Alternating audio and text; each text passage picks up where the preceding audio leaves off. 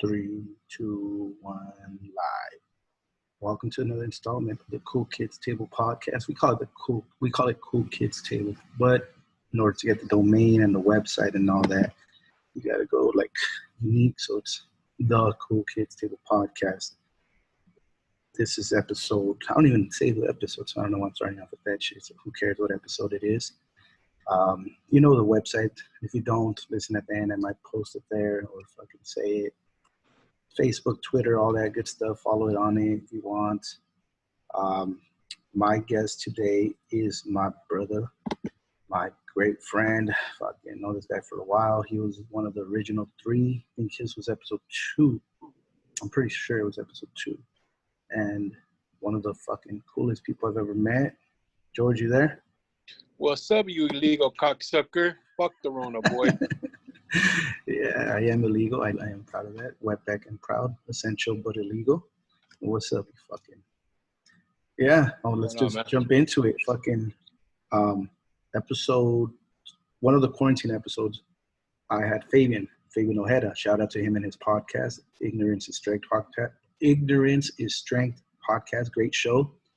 And he asked me during that episode, do you know anybody with Corona? And I was like, I've heard certain friends, certain families, but it was kind of taboo almost. Nobody wanted to say that they had it. And shortly thereafter, he posted that he had it. I was like, oh, fuck. And then I heard of other friends that had it. And now I got friends that families have it, like, oh, shit.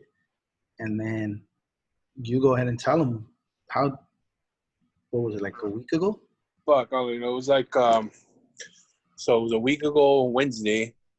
I just happened to be talking to one of my boys. I had real bad sinuses. I get them like once a year, so I didn't think nothing of it, but these weren't going away. With medicine, they wouldn't go away for like a day at all. And I'm like, fuck, you're bugging me like a motherfucker. I had a headache.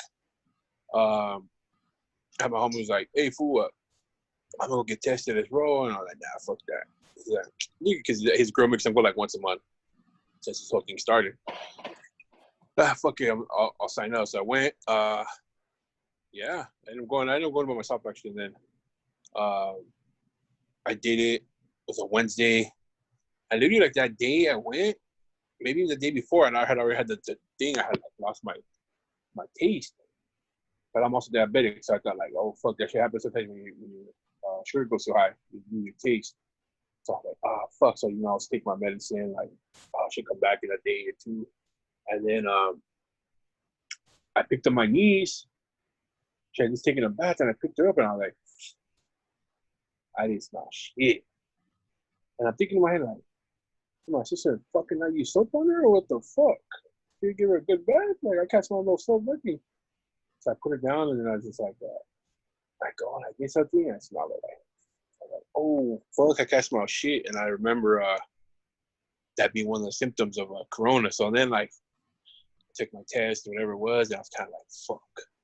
So from that time, I kind of like already stood away from people. I just seen like, from there, I said, 2-3 days till I get my results. I'll stay away from everybody. That's what I did. Stood away. I got them back Sunday, it was Sunday morning, so pretty much like 3 days later, I got them back. And then, fucking right there, it said, first it said detected something, and I was like, what the fuck does that mean? So in my head, I didn't want to think I had fucking coronavirus. I was like, let me go on the fucking site instead of the app. So right when I went on the site, it said, detected on the thing means positive test for little COVID-19 coronavirus, all that shit. And I was like, oh, fuck. And I just happened to get to go to the restroom. And my dad was in the living room. It was like fucking 4 a.m. And I said, hey. Like, what? Scared that fool. He's like, hey, I got the Rona. He's like, for real? I'm like, yeah. And then I guess my mom heard it. She's like, what happened? And it's like, I got the motherfucking Rona, boy. So, and it actually happened during that time. Everybody else in the family lost their taste buds and smell. So, everybody got that shit. You guys all have it? Yeah. But we did, I'm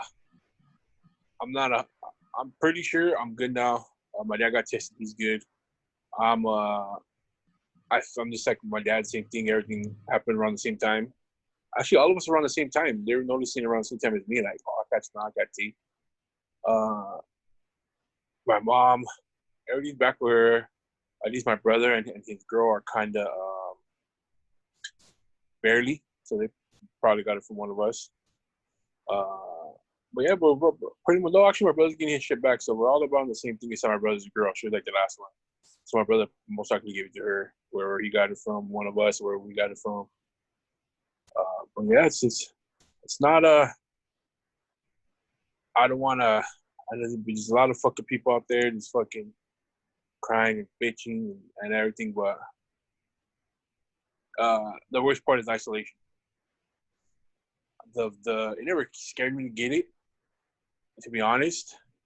I mean, I have now it's up to 99 point, I believe, 6-7% chance of surviving.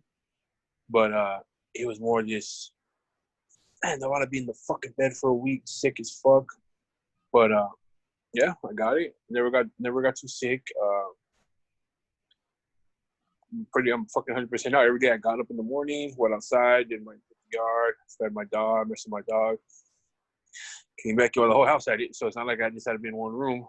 So we all have like our own can of fucking Lysol, spray the handle, spray everything, because the baby's here. But from what I read and from what the doctor told my sister, we're very unlikely to get it. She got checked on Thursday. She's good. Everybody's good in the house, so she's good. And even if the kids do get it, especially her age, like they're not showing symptoms. So yeah, I mean that was the most probably just the hardest part. Like fuck, I'm not get my niece sick. I mean, everybody else is older, we're all older, who can handle it. But my niece, they say younger, and I was thinking, oh, maybe her immune system was, of course, not as strong as ours, but so she was stronger than all of us during this whole time. She's the one motherfucker that gets sick. True. Yeah. So isolation has been the hardest thing. From what I've read, and I've done reading during this time, and there's nothing else to do. It's not dying, but it's weakening. That's why a lot of people have it. More people get it, but they don't know they have it because it's so weak. So then they go pass it to whoever, and then they're getting their immune system's fighting against a weak virus, and then the next person's fighting against a weak virus, and it's going on and on from there. That's why, yeah, the cases are up, but the deaths are another 80% even down. That's why now, like I said, the rate of survival is 99.67 or something like that. I mean, even as many people that are dying, of course, nobody died from that shit. You want to have a vaccine or whatever it is, but I mean, fuck, nothing we could do. Yeah. I mean, everybody's trying the hardest to fix this, to find a cure. But I mean, I want to tell people, I want to say it out there, like put out a post or something. But I know people have had different outcomes from it with family members. It's not as bad as everybody makes it seem. Like Fabian said, stay hydrated, and that's pretty much what I do. It's about like my thing would be every couple of days I snuck out and I put a mask on, and I either early in the morning or real late at night I would go to 7-Eleven, get Gatorades, my drinks, and this jab come straight home. In the 10 days I've known I've had it, I did that maybe 3 times. So it's not like every day I'm going and leaving. Like I did like 2-3 times. And I wore the mask the whole way. I felt like a dork that I wore it in my car. But I just went out there, got my stuff, came back. Real late at night, actually, right when you text me, I just literally got back I walked the dog like at 10 o'clock. Now, usually like 9:30. I go for like a mile walk with the dog, come back, because no one's around. And I have the dog, and if there are people, usually they're just walking, so they go away from me because my dog's still a puppy. He's only 4 months, but he's pretty big, or 5 months. And he kind of he still wants to jump on you or bark. So they fucking go on the other side, so they get away from me. So I've been around nobody. But yeah, man, I think the isolation is the worst part. And that's what I see. Like, of course, I see both sides of the argument that everybody posts. Like, stay inside, wear your fucking mask, and just say like, dude, like, fucking open shit up. I see both sides. I know there's. I think I'm just pretty sure there's people out there that see both sides, but they don't give a fuck and they're not posting anything. Everybody just wants to argue. Everybody just posts something like, I'm going to post this, see who the fuck disagrees with me. And it's always the same cocksuckers on your fucking post. Not on your post, but whoever. I know what you're saying. Yeah. Like, it's always, you think you're going to get the same, like, I'm going to The see same reaction. Yeah. Like, it's going to be the same two dickheads going back and forth that are going to fucking go on there and argue with you. Because you already know, like, and you guys say the same shit every post. And it's like, fuck, like, you read Fox News and you read fucking CNN. Yeah. Like, okay, you read the fucking, what is it called? The Young Turks, and they still read fucking mainstream media. Like, who gives a fuck? I'm tired of it. I don't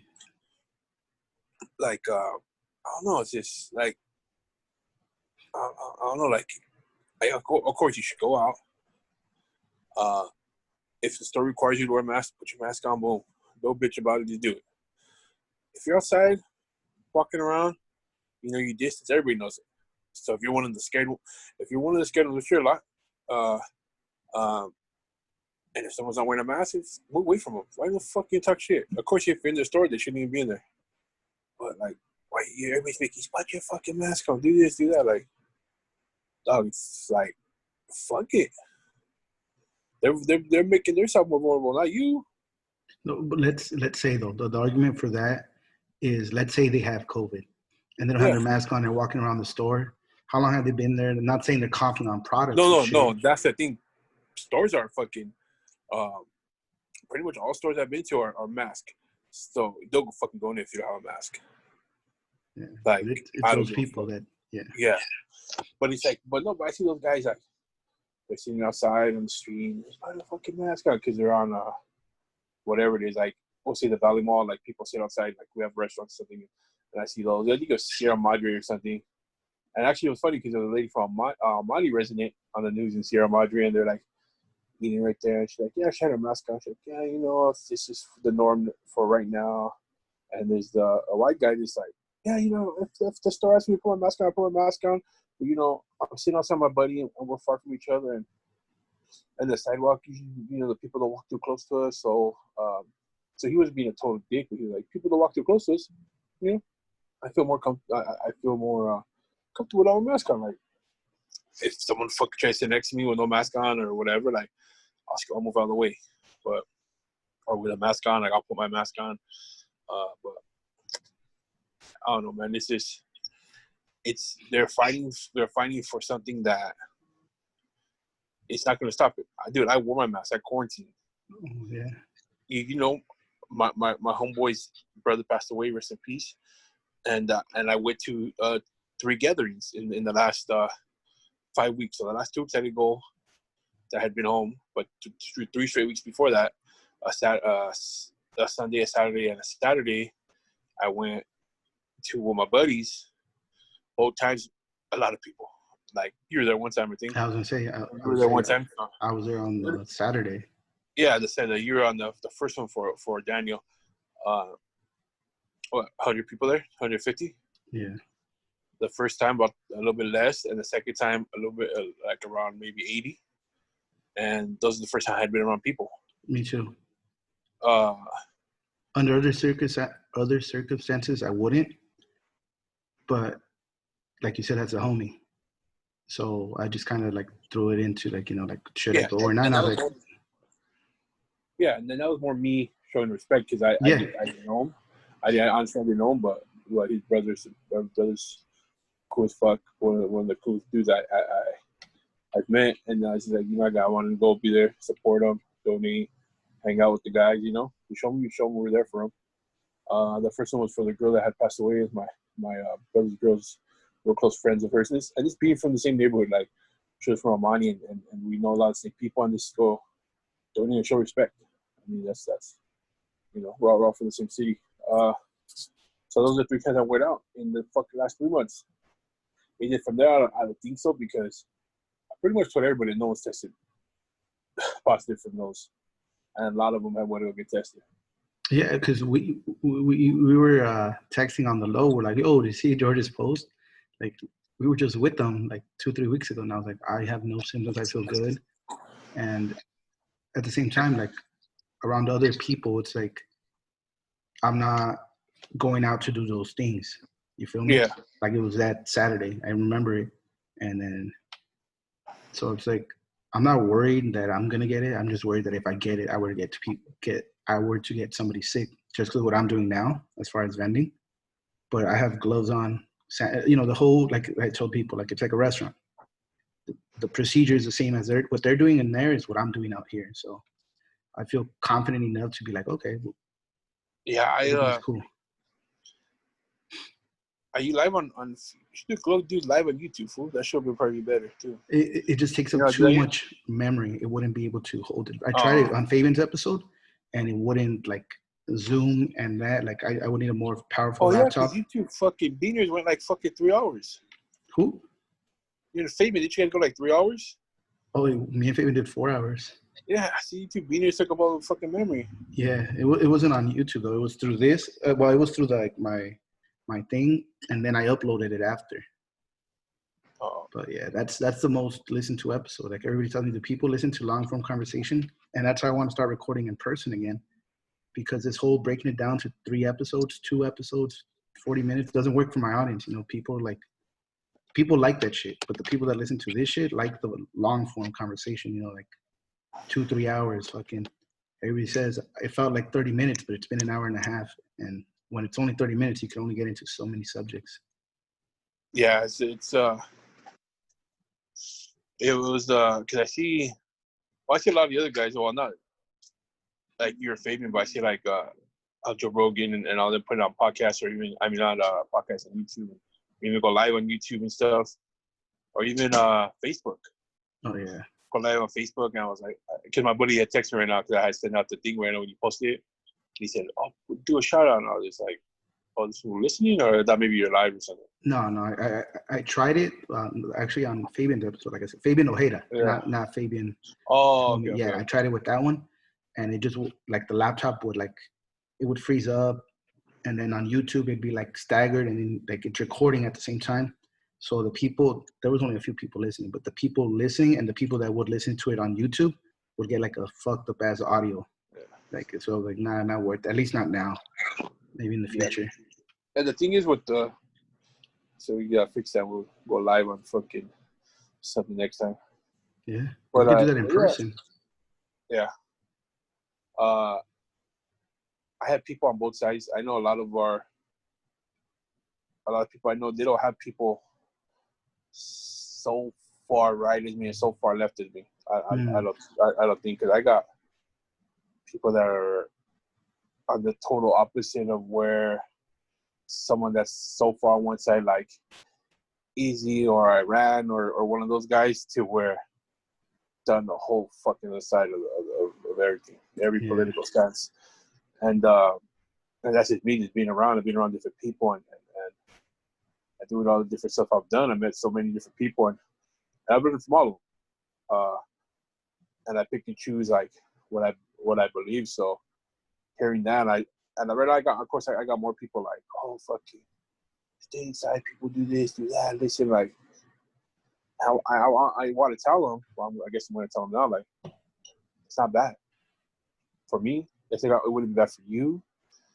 Probably most likely wouldn't be bad for a lot of their parents. But yeah, there are some that have older parents or grandparents that they always see, and I know it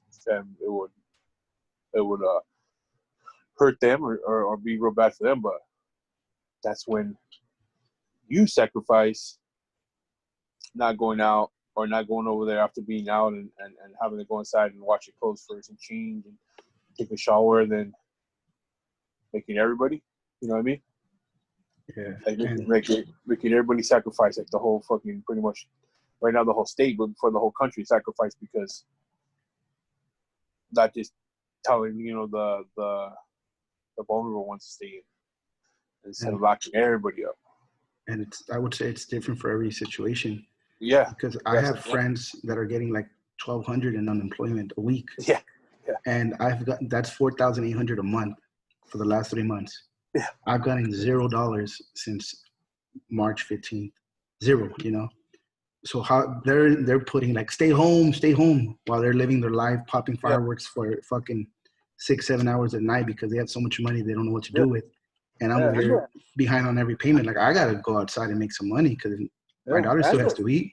That's all right. That's right. Because then there's the guys that would want to stay home and would want, but they can't because they lost their job and then they gotta go make money or they gotta go to work. And it's like how are you shutting down that for most people that are losing their jobs or are gonna struggle? Or me and you, or there's me, it's you. It's our people. It's our community that are gonna struggle the most. Yeah, Monte is like 60% undocumented immigrants. You know, so it's like that whole more than half the city is out of work and not receiving anything. Like they're like, oh, you apply for this. Like, dude, everybody I know, not one illegal immigrant has received $1, not one.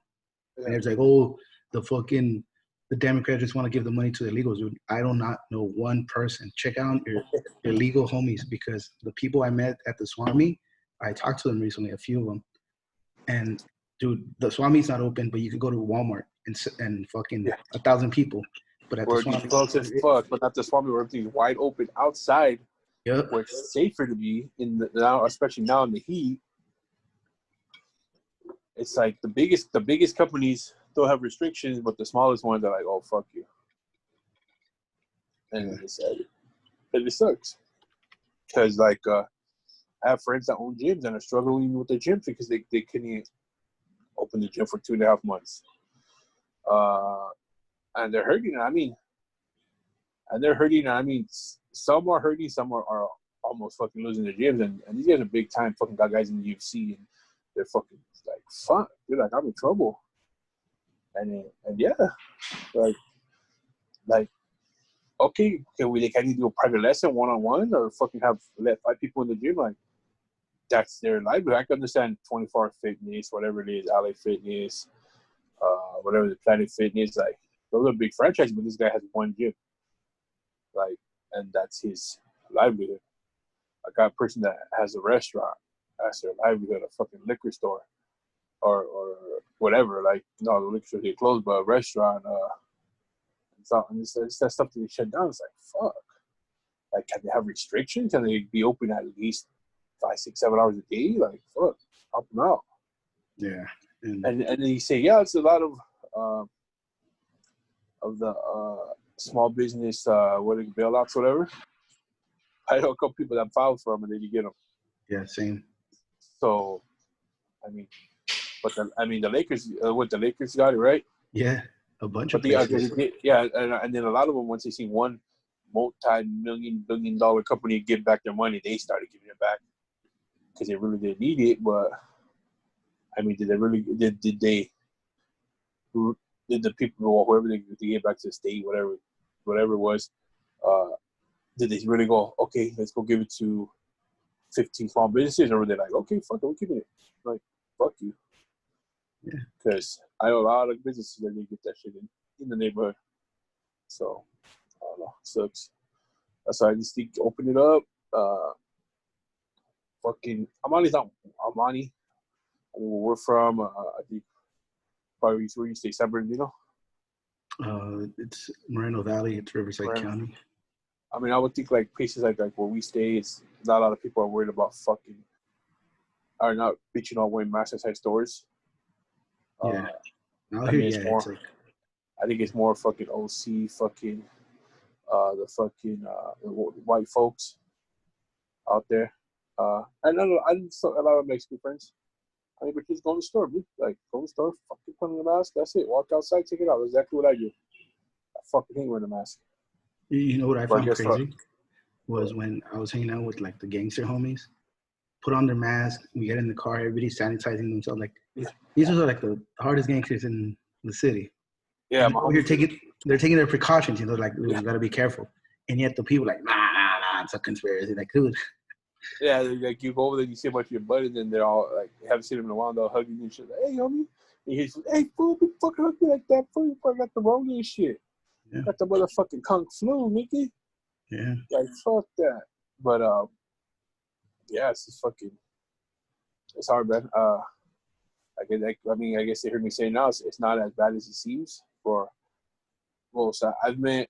I posted that after I made my post because I felt like I texted people I knew I was with, and they know there was more people there, and I had to make it like, let them know, like, hey, dude, I was with George. Like, I didn't even think about. I thought of the week before. I didn't see you. I didn't see Ernie. So I thought of only the people I seen the week before. So that was you guys. So I didn't text you guys. I messaged you guys. So see, by me posting that, then you guys, if you guys want to get tested, you guys see I had it. Oh shit! Now these are symptoms I have. Fucking George gave me that shit. Cocksucker, fucking fat ass, whatever. But that's how I told the people that I was thinking of. I thought of more of the people I was with that last week, and that was like, well, I text my homies, and I text everybody else there, and the ones I knew, and then I just put it out there and just like, hey, fool, I got it. You're around to the last. So I don't know, the same 2 weeks, maybe you could have had it for days. So if I was around you, then that's how I just put it out there. But so right after I posted that, I got a phone call and text from, hey, fool, I had that shit last month. I had a bad cough, but this and that, like it's not that bad. I heard someone else just like, oh yeah, I lost my taste of smell, And these motherfuckers that I talked to, I know they were out there fucking. I hang out with them where I was, but I see all I've been seeing these motherfuckers do is go out. So it's like, that's what I said. I said I saw it today. Yeah.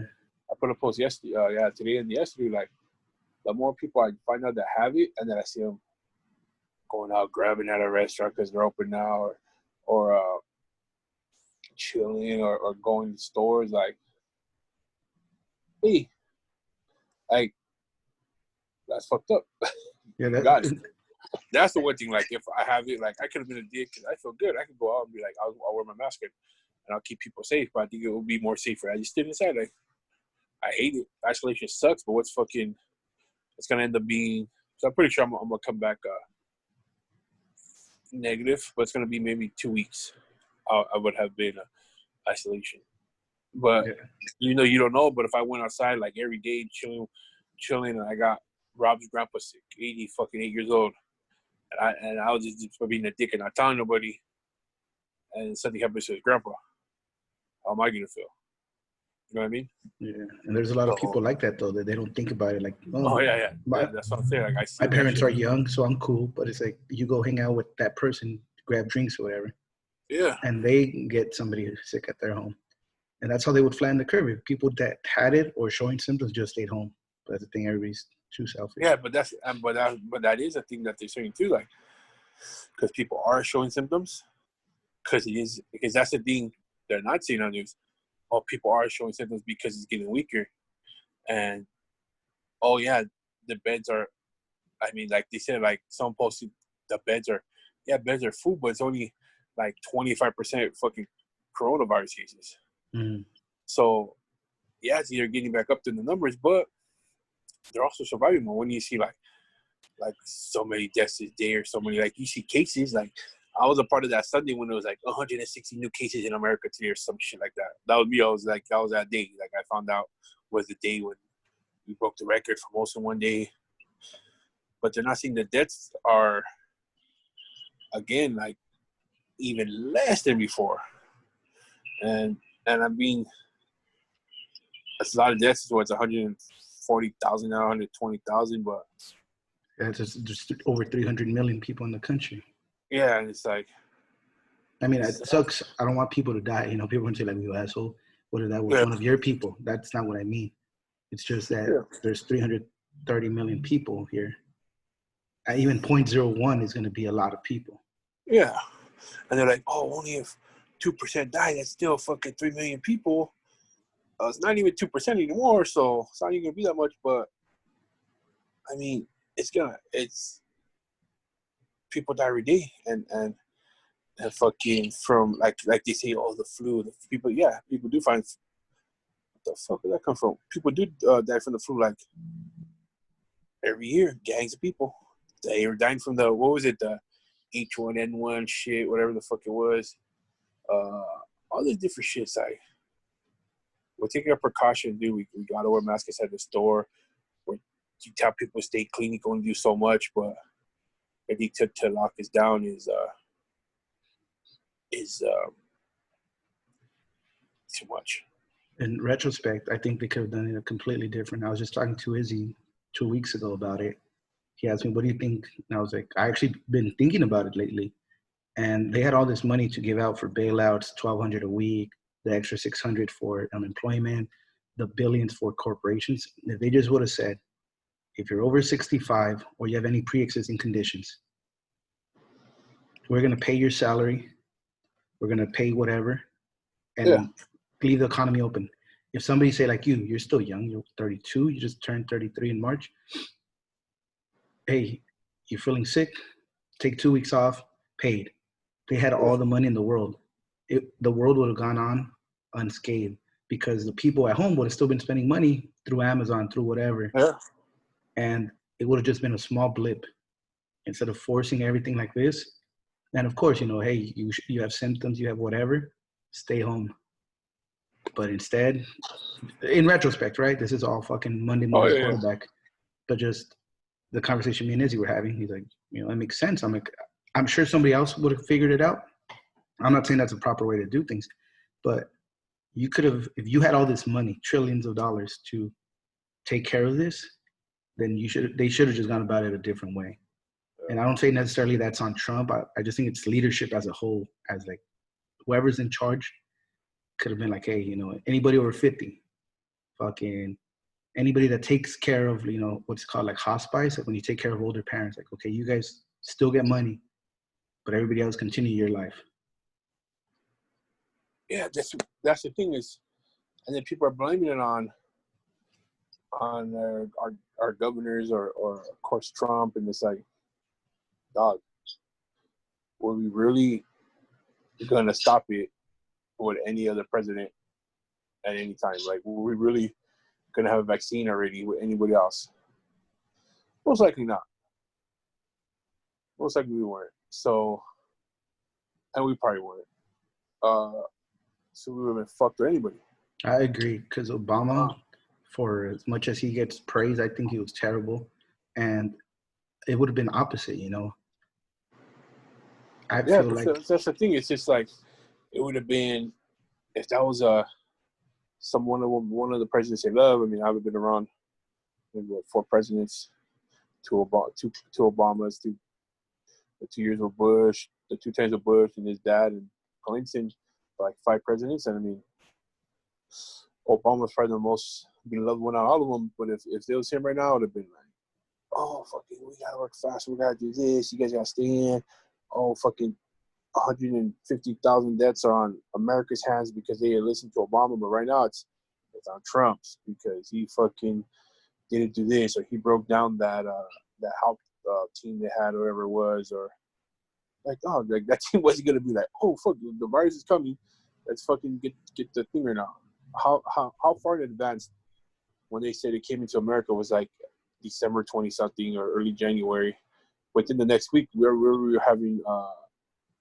already having like airports, slowing down, checking.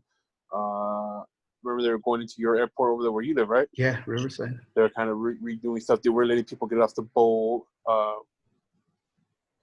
Like, so we had precautions. Like it's not like we're just like, oh no, don't do nothing. And then March we just fucking shut everything down. Like, no, we're little by little we're doing shit and trying, and again we couldn't stop it. No one's gonna stop it.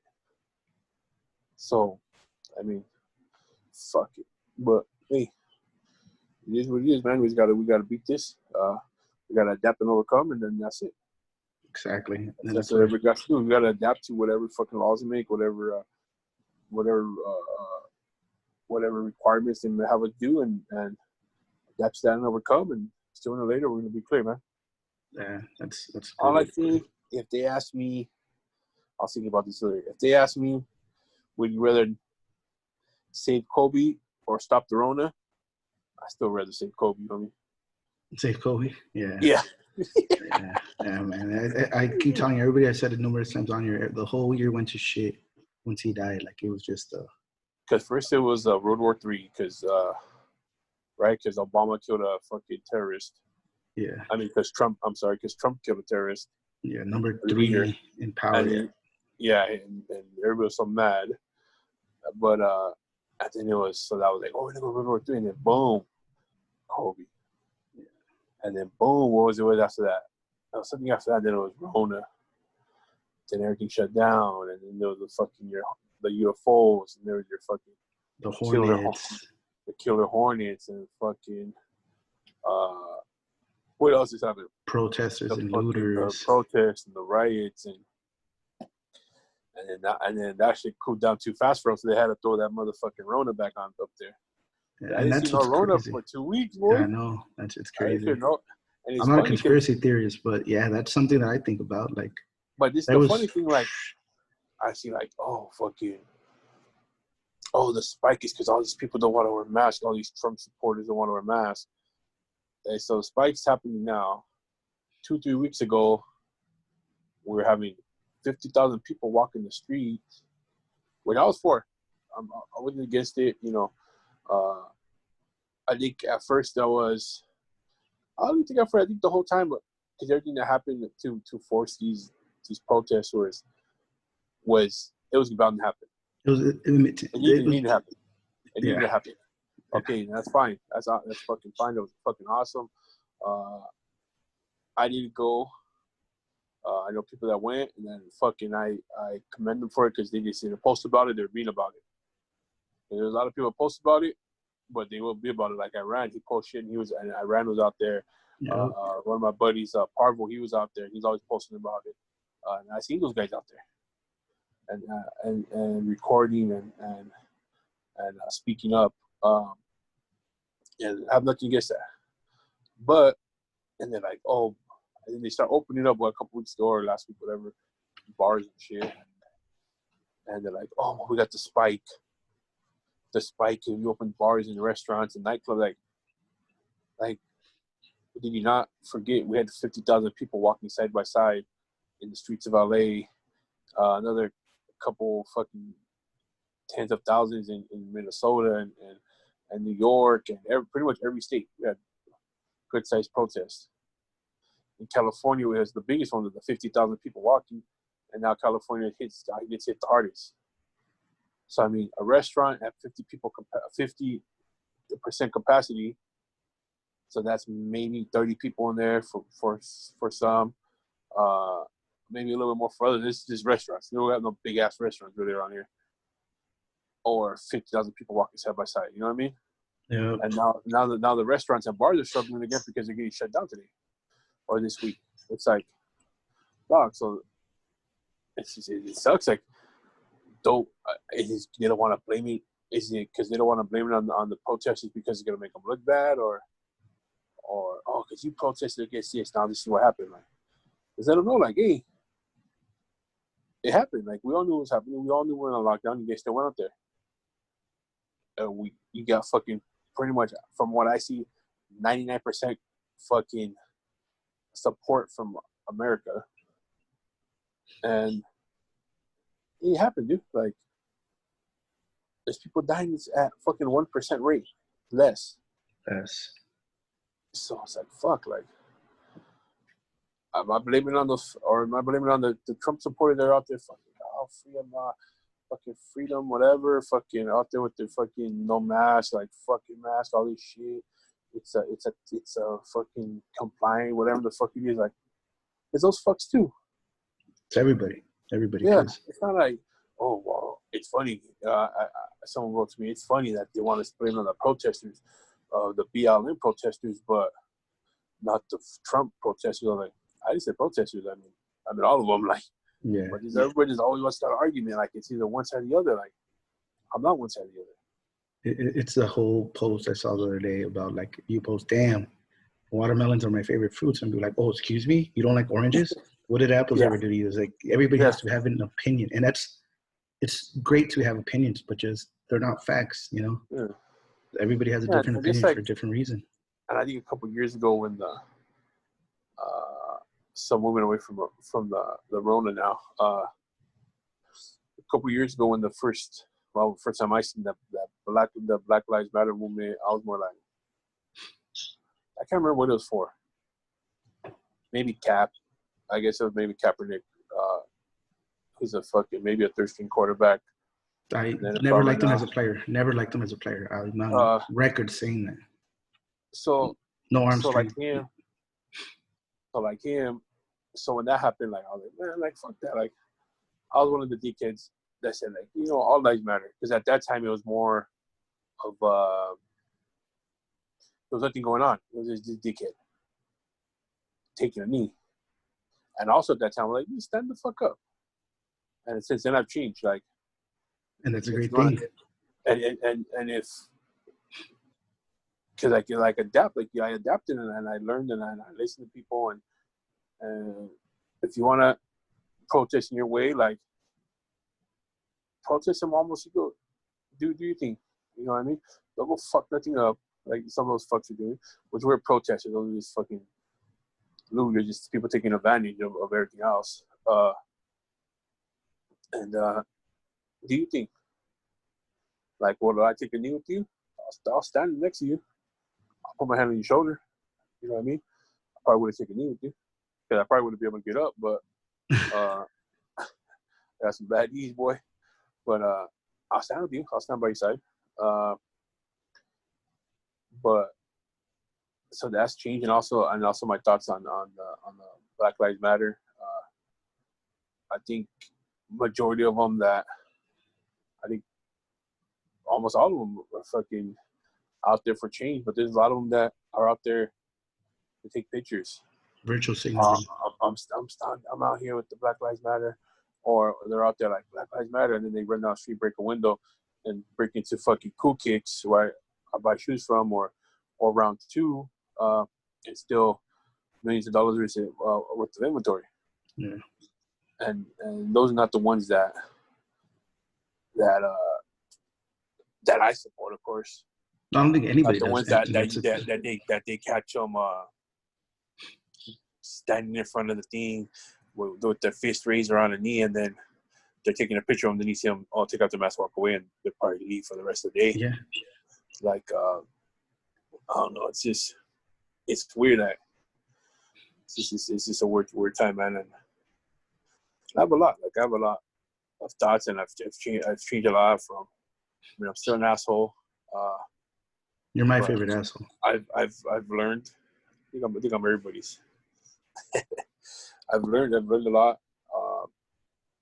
I've changed my thinking a lot. I think over the last 2-3 years, and it's helped me at everything. I'll still just punch someone in the face if I had to, but I mean, I've a definite for me, but I have a different thinking process with everything. But yeah, man, I think it really got to me, because I already changed my thoughts and everything. But when they try to do that Black Lives Matter thing in Almani, and guys are like, oh, fucking all lives matter, and sound like a fucking. And it was only like 2-3 guys fucking up the whole thing. And another idiot, purple lives matter, blue lives. You sound like a fucking dork.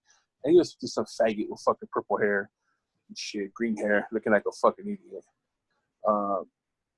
And then I seen a post about, oh, fucking black guys in Armani, who gives a fuck? I guess what bunch of black guys brought you a state championship.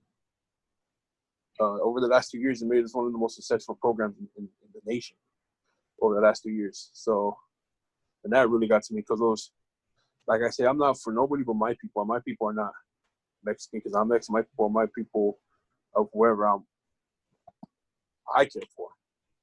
So it could be one of my best friends, a black police officer. Yeah, love him. He's going to be on soon. Shout out to Lee. Love you, bro. One of my best friends is a black police officer. So when everything going on, Black Lives Matter against the police, and one of my best friends is a black police officer. So that's why I want to get his unique perspective on it. So I seen him go out there on the front lines with the white people telling him Black Lives Matter.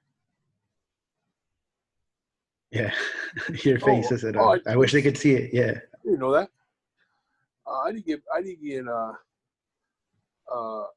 want to put it up there, but I didn't see it when I went to parties in Almani. I didn't see it when I was at school in the city of Almani 15 years ago, whatever it was. And that's when Almani was bad. And now I think we changed a lot. And I talked to my football boys when all that stuff happened. It was all over Twitter.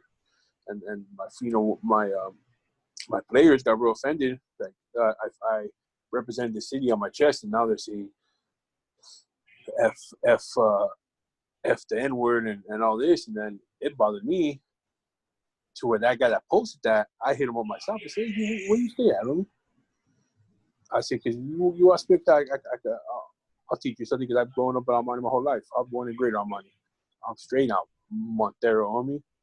I'll go there, stop the dog shit out of you. And there, of course, never replied. It's probably like 20 years old. But I mean, that really, I think it really bothered me, and that really brought out like, of course, me speaking up, because usually I'm quiet about it, like, I don't give a fuck.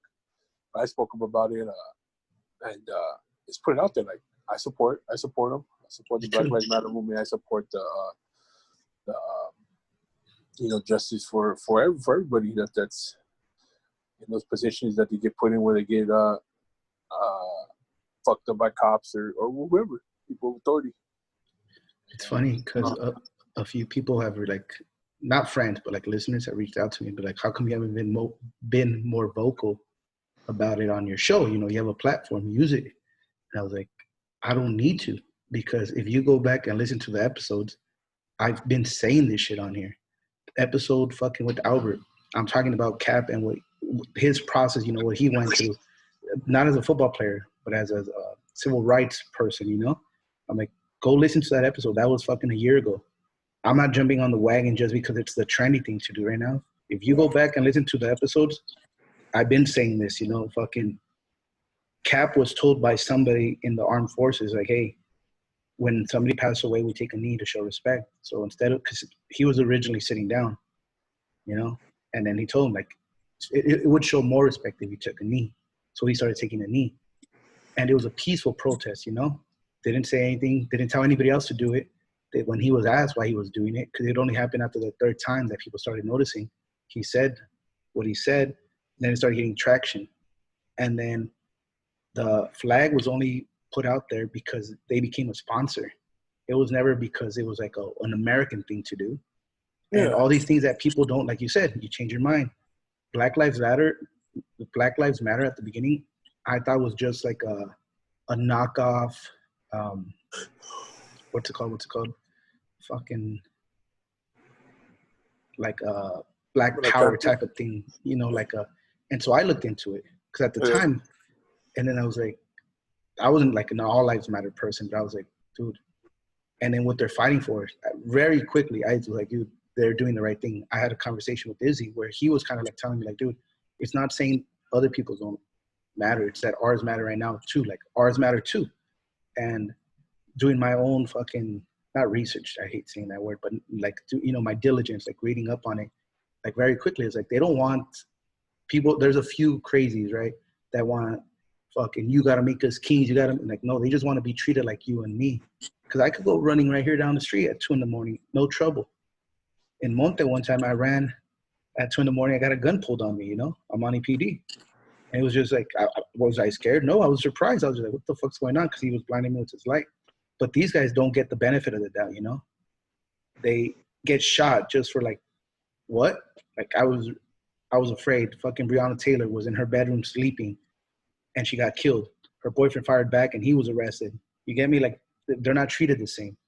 And so seeing the ignorance on some of my posts, there's certain things, like I saw that post, there's certain things I'll tolerate. You know, if you like the Cowboys, fuck you, but we can still be friends. But if you're saying like, fuck them, like, dude, am I going to waste the next fucking 3 months trying to explain to this person that I worked with for 2 months, you know, or do I just kind of like, hey man, look, this is what I've seen. No, cool. You know, delete it. Am I a pussy for deleting them? I don't need that type of shit, you know? Some people say like, oh, but it's because you, like, no, dude, I choose what I get to see on my timeline. And I don't need to see that shit. I try to have a conversation. They don't want to. So what are you going to do?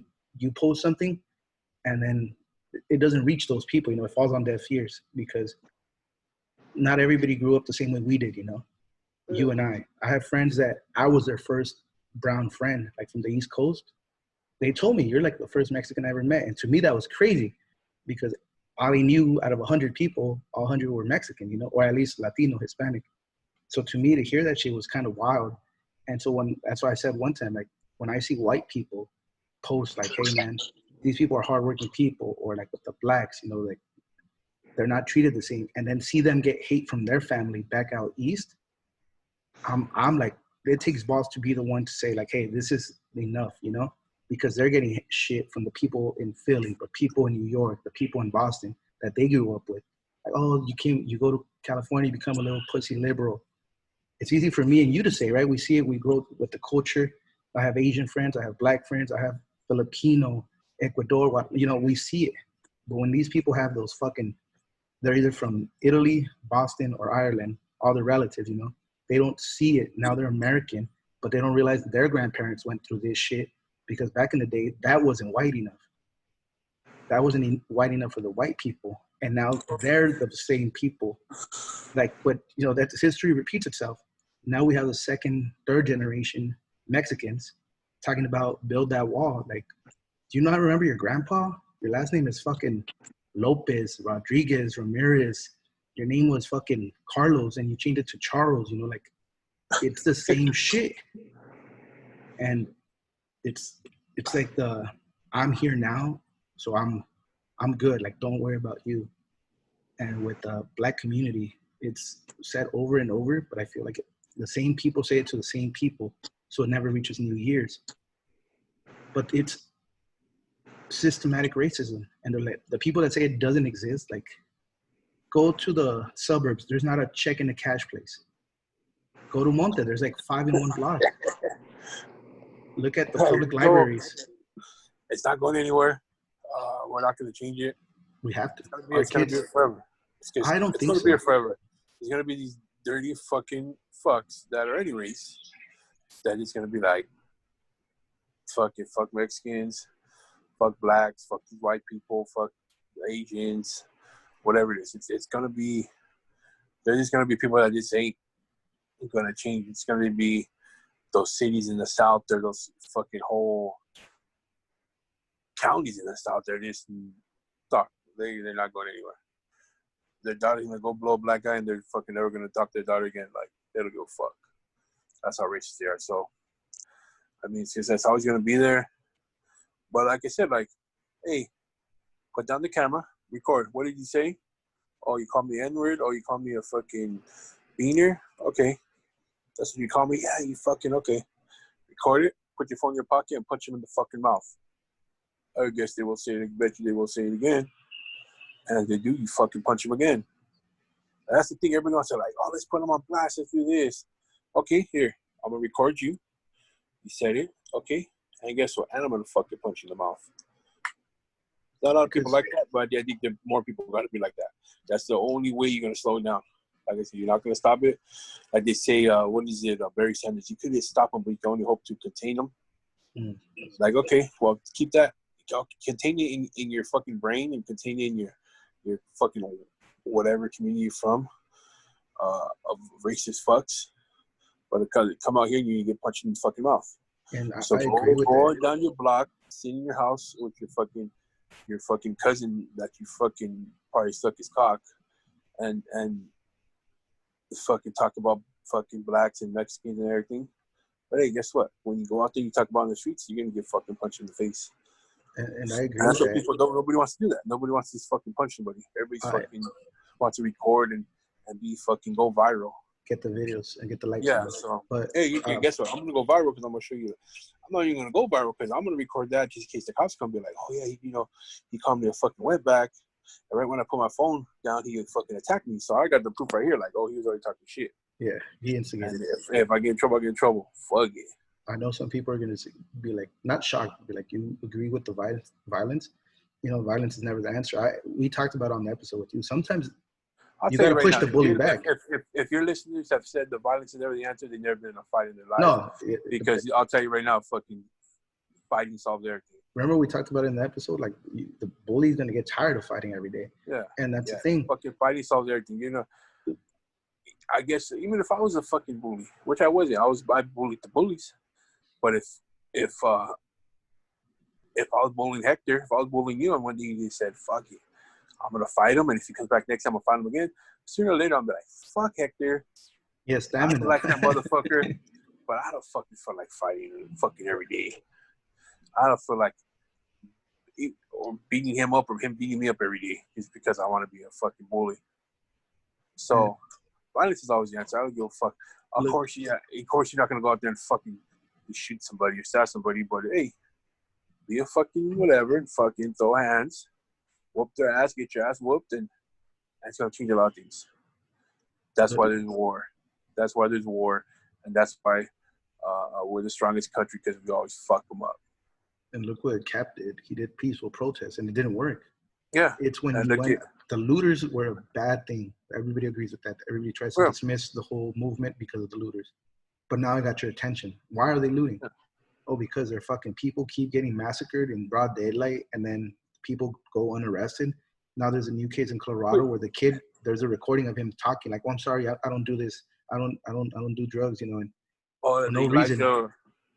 Elijah yeah. McClone or whatever. Yeah. And it's like McClone.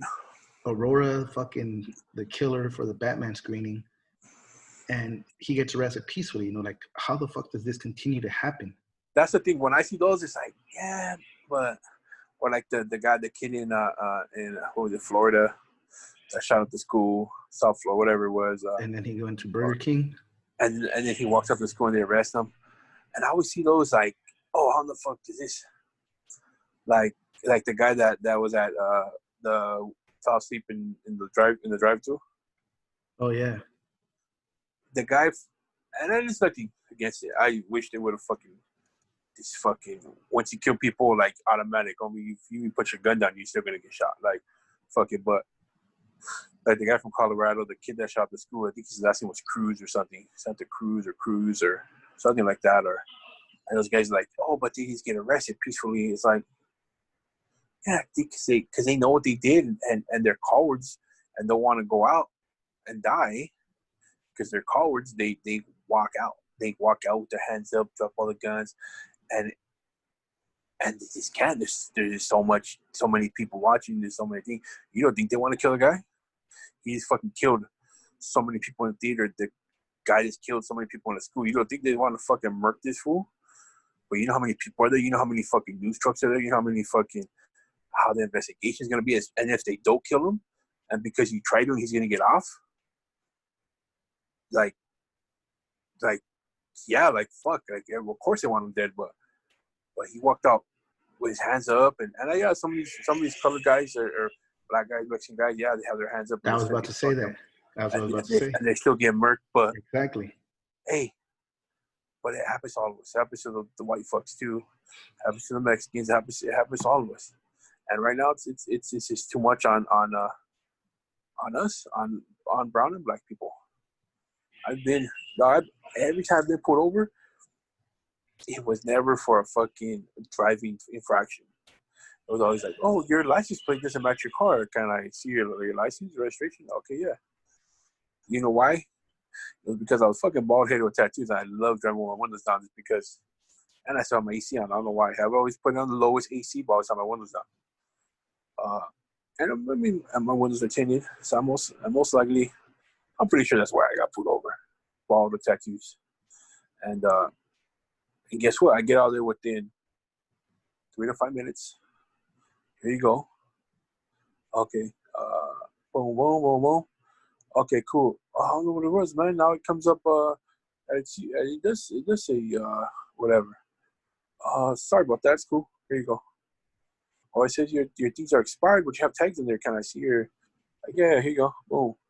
Oh, you have a tint over your license plate. Can I see your driver's license registration? Cool. Get out there within 3 to 5 minutes, and I have no problem. Or do I stay there 15 minutes recording myself, fucking telling them I don't want to give them my fucking license? Why? Can I have your supervisor? Can I do this? wasting everybody's time. Like, if you have nothing to hide, then fuck it. How many of these are? I read about a lot of the black and Mexicans and the white police killings. I'll tell you what, like 80% of them are.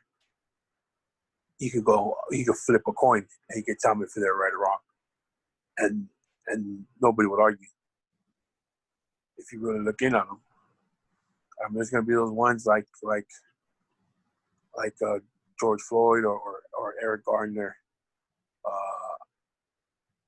That like those when they were in contact with them and they knew who they were, and then they still fucking choked them out and they killed them. Like there's those that are just fuck those cops.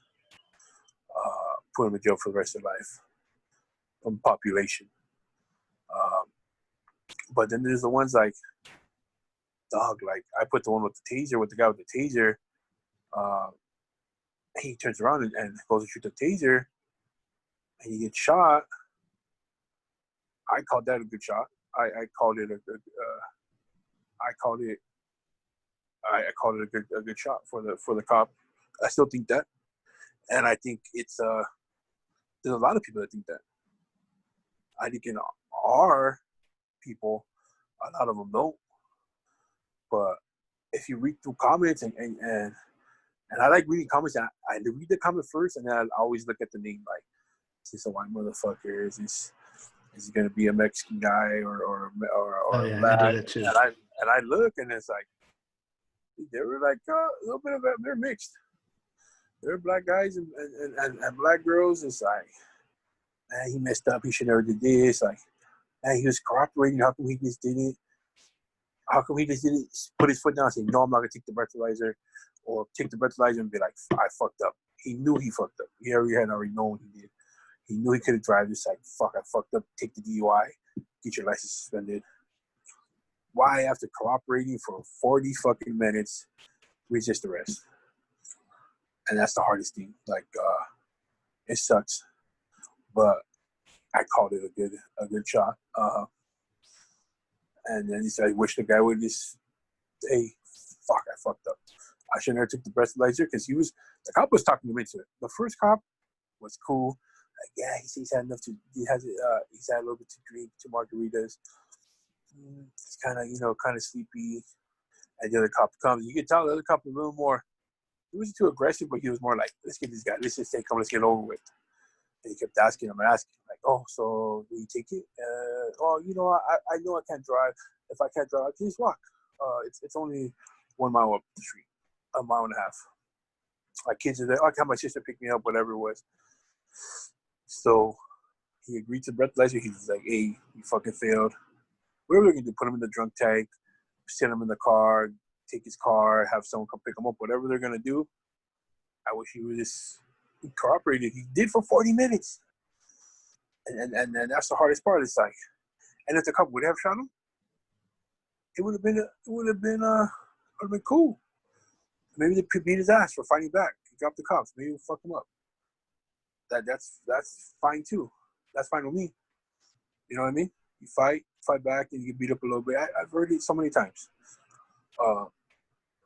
But I don't know, man. It's just tough because I have at least close to a dozen friends that are police officers, sheriffs, retired police officers, and then I have buddies that get smacked by them, that run from them. I have buddies that same. Yeah, so it's like, what am I supposed to do? Like, I can't post. I support the cops because if people are like, oh, you're not fucking. I seen some girl I know. They're on Wheeler Boulevard at a fucking lowrider show. The cops pass by, and the cops end up stopping right there talking to them. And a bunch of Mexicans, probably look like me, tatted up, bald headed, dressed like I dress usually. So looking like probably like an essay. With some cops, and they took pictures. He was sheriff, so you hear a bunch of couple deputies and took pictures. And I seen this one post, like a couple people I know posted, or one I didn't know, one I did. Oh, look at these! They're not fucking real Mexicans.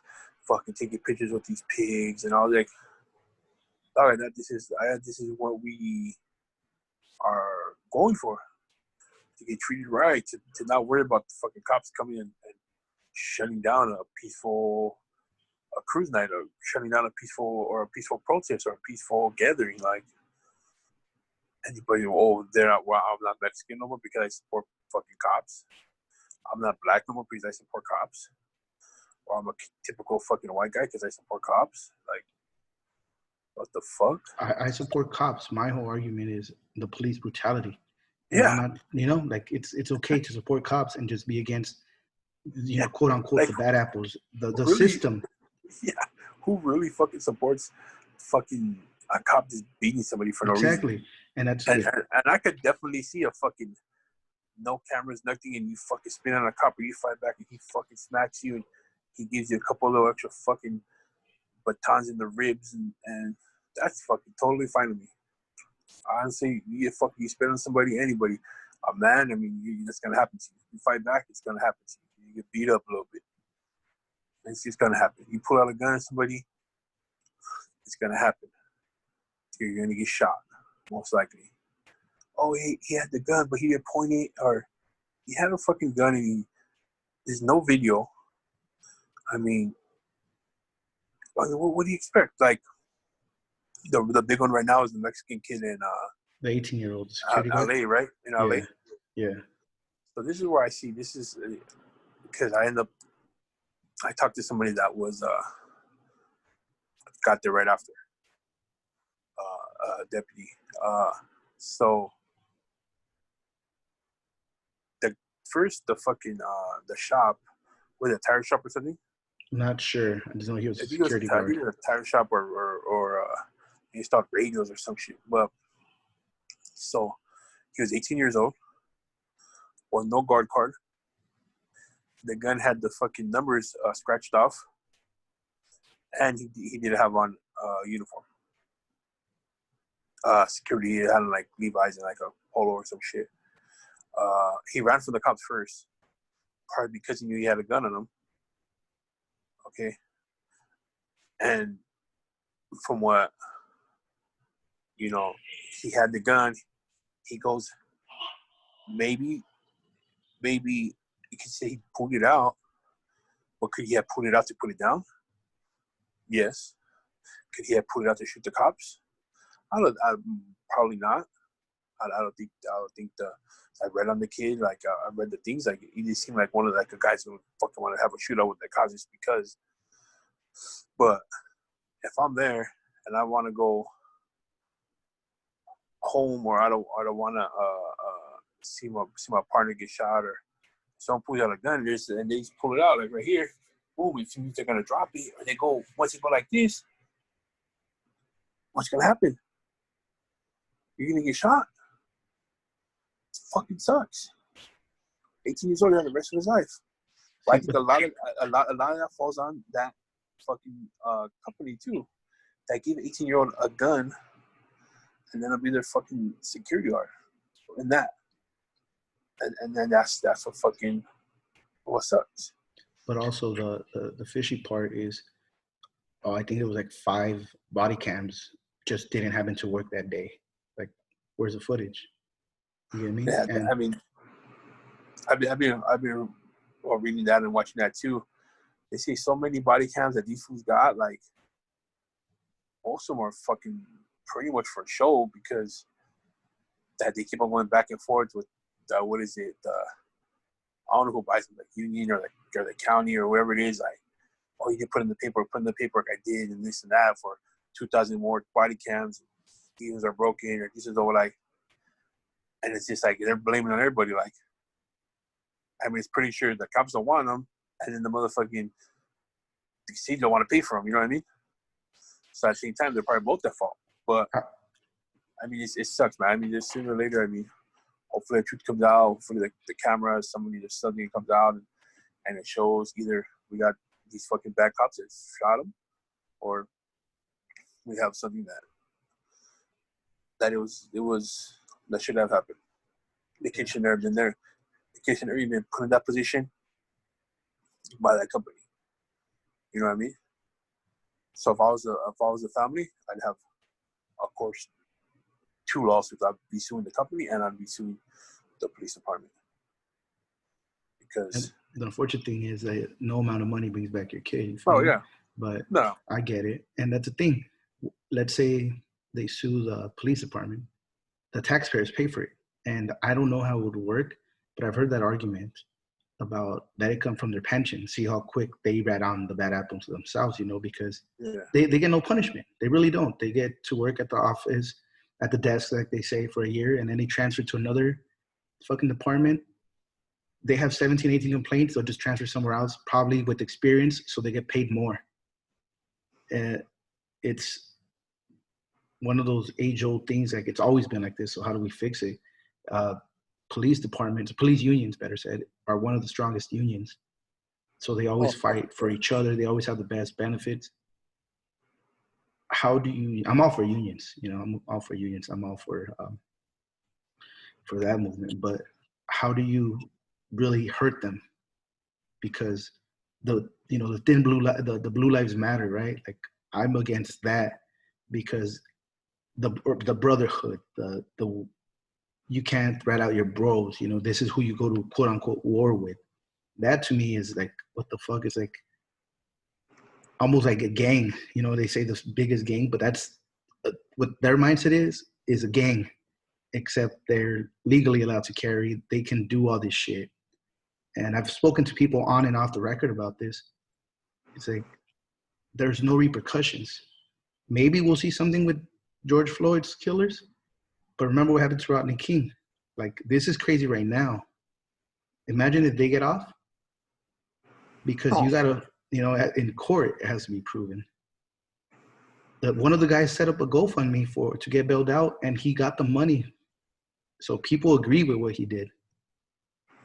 Yeah, that's those ones that stood around, and I can see why people are like, oh, well, he was just standing there. I still think they're gonna get charged, and I still think they're pieces of shit, but I can see them like, oh, he was just standing there. He was just like, making sure nobody was fucking getting too close, or the people recording and fucking were getting too close. But I don't think all four of them. I don't think all 4 of them are gonna be charged. I think probably just the main guy.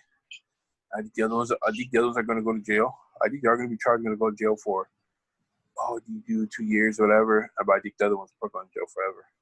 We'll see. What's his name? Shavaya, whatever the fuck his name was. Chauvin. Yeah, it's just. And he had so many complaints against him. That's what I'm saying. Like, and he knew fucking George Floyd. Yeah, they said they had a fallout before, right? When I see fucking George Floyd, he's a punk him because he's to be rude to customers. He's like, yeah, hey, dude, why the fuck you act like that? And so he already knew him. And then the guy they interviewed, they said, like, oh, yeah, they got an argument not too long ago. The next time they go interview, he's like, oh, no, it wasn't George. It was another guy. How the fuck he makes up a 6'4", fucking 240-pound black guy that looks like fucking Steven Jackson with somebody else? Oh, that motherfucker walking around. But, I mean, this is a lot of shit, man. I just think, I hate those people that, like, I know what it is, like the Mexican Mexican food, not Mexican food, more like they're more like the good kids, never been in trouble, fucking, and then they go to school, so now they know, like, oh, I fucking studied, whatever it is, sociology degree and shit. No, I studied fucking, the neighborhood, like how it is to live in urban fucking society, all this shit. It's like, I know how it is. I lived in my whole life. I know how it is. Like, bitch, no, you don't. Because guess what? I've punched the fucking black guy for going to one of our parties before. I was a fucking jerk off. I'm really not going for the party because we're all having fun. But he got less of a chance because he was in the neighborhood. And I know I didn't know him. He bumped into me twice. Fuck this, I'm going to sock this fool. I fucking punched him. And I said, I honestly, I've told people, like, hey, dude, you can't come in here. You can't come to the party. They're not letting them. They're not letting you guys in here, dude. I jam. Just leave. I know, have I done it? I don't care who I party. We party with everybody. But there's some people you got in this town, like, hey, dude, I wouldn't come. I wouldn't come for you. I'll be maybe working the door for somebody or whatever it is. Like, hey, dude, I wouldn't come to this party right now. I wouldn't come to this party. Like, hey, they don't want you here. It sucks, but what the fuck am I gonna do? Let them in? They're gonna get fucking beat up. Yeah, and that's You the know what I thing. mean? People, And that's these fools that they didn't see, and these people are talking like, I know how it is. No, you don't fucking know how you it is don't. living on my Yeah. here. No, you don't. Motherfucker, I've been shot at for backing up my black homie. I was there. I was one of the guys Yeah. helping you out. Yeah, and I've been there, and I've told him like, hey, oh, why you fucking backing up a nigger? Like, hey, well, guess what? That's my brother, homie. He's not a nigger, and we could chunk him. Any of you fools, or all you fools, I would go fuck. That was gangster as fuck. And they're like, well, it was all of us that jumped. I'm like, well, I guess I'm how fuck all you guys up. I had no problem with me. Like, I see my people, and I got their back. Like, I didn't go to, like, if George Floyd protests, like I said, I supported them. I did go. I supported them. Supported, the movement. But if it was my people, if something happened to you, if something happened to whoever, fucking Ernie, if something happened to one of my boys, like, I'll be fucking organizing those motherfuckers. So it's not like, oh, so people say if you stay quiet or if you don't go out there or you don't post, like, you're part of the problem. Yeah. Some people just don't want the fucking 45 comments in 13 minutes of people going back and forth on their shit. And like you used to be post about it, but I'm telling you now, like, I support whatever, but I don't post it because then you got these, oh, fucking, well, he did this, or yeah, fucking, oh, look at this. So it's like, I don't give a fuck. Like, I support this because of me, not because of these articles you're showing me, not because of your experiences. I support it because that's what I believe. And it's like, fuck, dog. Like, everybody's trying to throw their beliefs on gangs of fools. Like, some people buy into them, but this is like, dog, like, he's got to be your own. And so, a story I shared recently on one of my it was a thing with my brother. One of the episodes was, everybody has their own opinion because whatever, like, just hypothetical, right? Let's say there was a Mexican that's had nothing but bad experiences with black people. He might be like, dude, racist as fuck, whatever, because that's all that he's experienced. So he can make that stereotype, right? Not saying he's right, but that's all that he's ever seen.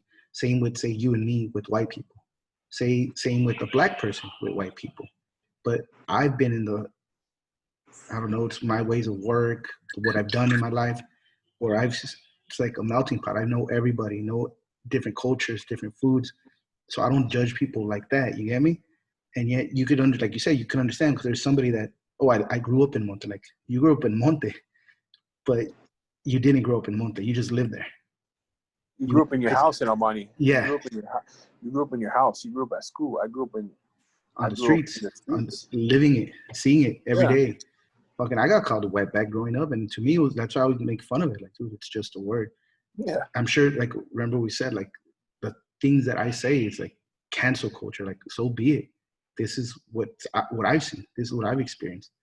So when somebody tells me, no, it's because you don't know what I've been through. Like, tell me, what happened to you? Oh, one time these black guys in the car called me a wetback. I mean, dude, Mexicans have called me a wetback. Black people have called me wetback. White people call me wetback. I don't hate any of the races. I hate those people. Well, at the time, right? I was a fucking kid. Back in the day in high school, I used to hold signs. I started working with one of the homies, and we used to hold signs for like mattress stores, right? We'd go out to different cities, LA, Compton, fucking Inglewood. So I was just a kid, right? And grown-ass men driving by in their Cadillacs and shit. Fucking wetback. Be like, fuck you. You know, I was never a bitch. And then just kind of like, they flipped me off, whatever. And it was just I'd be mad, right? But it's not like I said, oh, fuck all of you forever. Like, I'm never, you get me? So it's like, people will be like, oh, well, it's because they don't know better. They don't, dude. Some people are stuck in that mentality that they told me, fuck off wetback one time when I was 16. So now for the rest of my life, I'm going to hate all of them. Same with Asians, same with Mexicans, same with whatever race, you know? That's why I'm like, everybody has their own journey. Mine just happened to be, a lot happened early on, so I got different perspective. I give a fuck. I can meet a black person, Asian person tomorrow. If they're cool, they're cool. It doesn't matter what they are. You get me? And some people are so stuck on like, no, I don't trust them. Trust who? Oh, because they steal. When have they stolen from you? Oh, it's because on the news. dude, you just have this fucking mentality of like, this is it. Whereas nobody's ever stolen from me. The time they tried to steal my car, it was Mexican people. The time they fucking, let me see, they stole my battery from my car in the front driveway. It was Mexican people, right? Why? Because it was an Omani. That's who lives there. Does that mean I hate Mexicans? Yeah. It's like fucking just. That's like I don't know if it's like, but it's also the thing like, dude, it's mostly us hurting our own people. We're hurting our people. Blacks are hurting their own people, and the whites are fucking each other. So it's like, are you really like? Of course, Black Lives Matter is the movement, police brutality, equal rights, but it's like it's how I looked at it. It's like, because you're my homie, I could fuck with you, call you, clowning you, make fun of you, whatever it is. But if and just like someone heard that we didn't, and they didn't know, like, we knew each other, like, damn, this disrespecting this fool. And of course, I'm not to me and you, like, hey, fucking fast, whatever, like, fucking whatever, and back to you. But like, if someone we don't know does it to you, I'm like, hey, don't fucking talk to homie like that. You know what I mean? Like, I could pick on my brother, I miss my brother, but somebody else can't. And that's how I see a lot of the people that post stuff like, black people could hurt black people, or brown people could hurt brown people, but police can't. But no, police can't. Like, I could go around the neighborhood instead of my enemies and shoot at them, kill one, and there will be a protest. A black fool will go to the other side of the neighborhood, kill another black fool, and there will be a protest because we're black and we're brown. But a cop comes and does it questionably. I should never shot him. I'm not nobody. They should never shot him because it's our turf. But a cop does it because the guy had a gun. It's like, oh fuck, like, no, you can't do that. It's like, I could pick on my brother, but you can't. It's like, I think that's how it should work. They should be speaking up on all that shit. I agree, and that's what something like in Chicago. I heard there was a movement. I haven't looked into it, but I just read that people are calling it out. Like all the gangbangers, dude. There's so many killings there. Like, talk about this. Talk about the fucking black on black crime, petty crime. Like, you're stealing from the poor. Like, not to say go steal from the rich, but you live here. These are the same people struggling. Their parents are struggling just like yours, and you're stealing from them. Like, that's not the way. And we'll see, because it is a movement, And I just think right now it's focused on the wrong things. Like, oh, the streets are going to be saying Black Lives Matter. Oh, the NBA courts are going to say Black Lives Matter. That's all good. But what they want is to stop police brutality against them. Who gives a fuck about what the street says, Yeah. And so we'll see how it goes. Who gives a fuck? It's like, what was it? In 2018, there was like, fucking something like 200 police killings of a black or Mexican guy. In 2019, there was like 9. So if there wasn't already some kind of, there's already something going on. I can see in my community that it's getting better. So I can just imagine as a country, as a everything is that we're all getting better. Maybe we're all becoming better people. And it's like, if you really looked at the numbers before that, it was getting better. Like, I believe it was getting better. And what happened, it's like something so bad and so brutal happened. It just brought back everything. Like, fuck this again. You know what I mean? Like, it just brought it all back to like the bad memories and the videos of cop whooping fool's ass and shooting fools. But the numbers have been going down a lot. I think, and not only because the cops are getting better, but I think we're getting better as human beings, and it shows. Yeah, 98% of that protest was a peaceful protest. Yeah. The media focuses on the bad, and I think it shows. And the media wants to say, like, yeah, and I can see on both sides again. Fucking cop shooting motherfucking the fucking rubber bullets. The motherfucker's throwing bottles. Oh, but he's throwing a bottle. He has gear on and he's shooting a rubber bullet. It's gonna happen. You stupid fucking action give you fucking stupid fucking rewards. And it sucks that there's a lot of people that got hit or got fucked up, got sprayed, got hit with rubber bullets, with pepper balls, and for a lot of the peaceful fools. But you should, I mean, fuck, motherfuckers, you be around, keep on with this, just keep walking, man. Fuck those guys and those fools that are fucking up. Let them get fucked up instead of trying to turn around and record the cops. Get your bad guy. But there was a few instances, especially the ones I shared on this page, was like people were walking. The old man that got thrown down to the floor, and then the two guys got suspended, and then the rest of the officers, I don't know. They didn't want to be a part of the SWAT team or whatever it was, the special forces. So they resigned, yeah, in protest because of them. There was the one about the guy driving into it was just the protest area, but I don't know if he was lost, but he just drove there, and then he gets lit up with the pregnant girl in the car. He's like, "What the fuck you doing? I'm just driving. Yeah.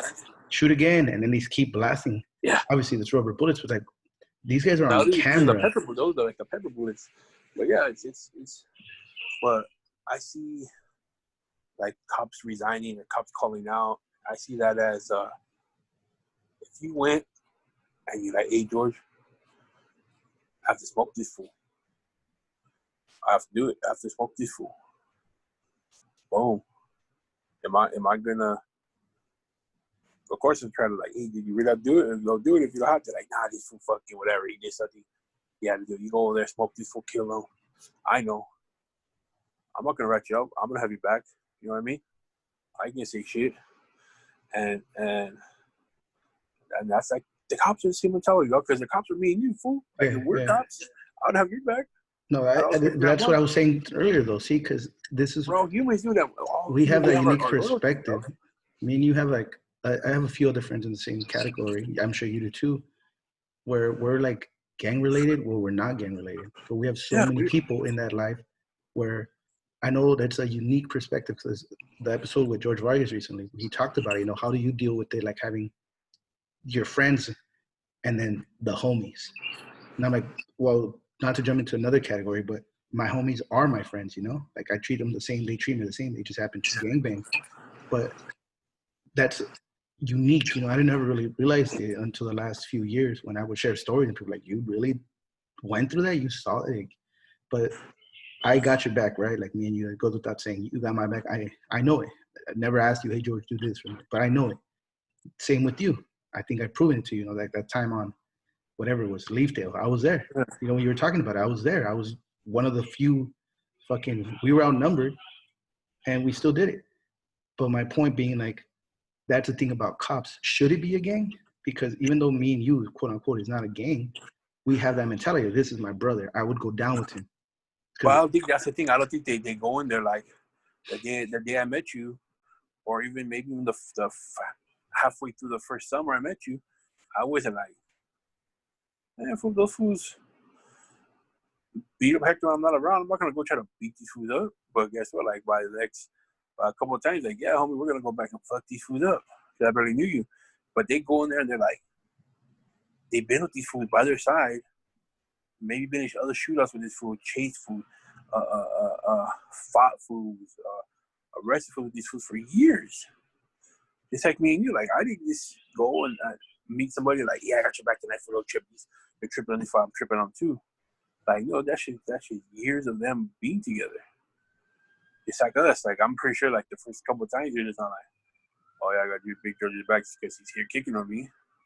Like, I mean, of course, like, first day I would have backed in if something bad happened, but like, I'm not gonna be like, oh fuck, they beat you up down. Like, guess what? Let's go get him. Like, now I'm like that. A little bit while after I met you, I would have been like that, but like, you have to meet up, get that bond, and it's like, I don't think there's anywhere in an office environment, on the streets, or in law enforcement, like, bonds are made with people, and it's just like if I work in an office, I'm not gonna rat on my friend because he's stealing fucking copy paper. I'm not gonna fucking, and of course, stealing copy paper and fucking shooting somebody is totally fucking. Yeah, I know what I got to say. I'm not gonna rat on my friend that works at a bank, my best friend, because he stole fucking a rack from the thing. Like, I didn't see shit. Just like that. Like, that's a federal offense. That's a fucking federal offense. Like, I ain't gonna say shit. I see you fucking walk into 7-Eleven, fucking go behind the counter and rob the fool. I didn't see shit. You know what I mean? Like, and this is a bond people make. And I would expect, like, if I seen fucking Hector fucking just shoot a fucking 12-year-old kid because he fucking called him a wetback, then, hey, that bond's over. Yeah. You know what I mean? Like, if it's yeah. a 12-year-old kid, like, hey, fuck, was it Hector? Ask him. I don't know. Like, I gonna fucking go like, hey, like, nah, like, that shit's on you. But, and I think that's the same thing with those guys, like, but, like, a lot of them, like, they know, like, these are all the cops that talk shit about the fool that killed George Floyd. Yeah. Every cop. I've not seen one cop go fight. But, and then the cops that shot the guy in the parking lot, they called the blue flu. Like, a lot of cops called out the next day because they were against it. They felt like that was a good shooting. Not no cops were like, oh, you guys are going to arrest 4 of our brothers and we're all going to call out. They didn't do that shit. They knew that was wrong. And the other one, and they felt like that was right. And where are we? I've never been fucking put in a situation where I got a taser or a gun pointed at me. I mean, I have, but not where I was in law enforcement where I had a gun, I could shoot him and not let it happen, you know what I mean? So, no, man. It's hard. Everybody wants to be the experts, but from the fucking cops I text 2-3 weeks ago, almost every day I text my homies and tell them, hey, have a good day, be safe. And I text my homies that were going to protest and telling them, hey, don't do nothing stupid. I want to see you get fucking shot in the face with a fucking rubber bullet between your eyes, bitch. I'm sure you'll know who I'm talking about. So, but yeah, there was like 3-4 days where a couple of the homies were going back and forth, kind of heavy on Facebook. So I just messaged them on Instagram. I was like, "Yo, man, like you guys are good people. Love you both. Don't do it for other people's entertainment because right now they're getting a kick out of seeing you fools go at it."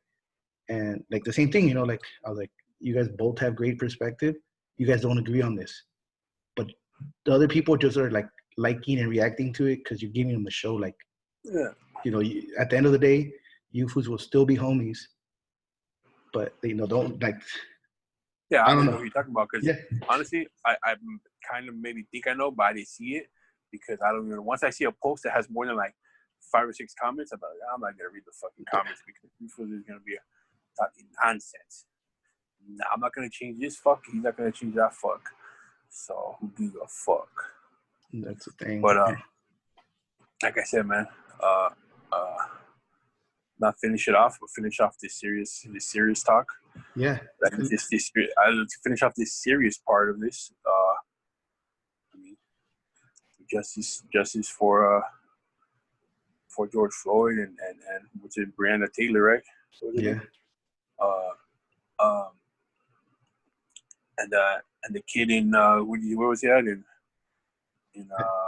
Aurora, Colorado, and justice, man. There's so justice for Vanessa Guillen. Yeah, all this. There's so much going on in the world. It's hard to keep track. Hard to remember. Gotta open our minds and you see where people come from and adapt to it and change up. Like I said, like I didn't mind that I changed in the last 3-4 years. I've listened, I read, I've learned. I'm in the middle. I'm not a diehard Trump supporter, but I'm probably gonna vote for him again.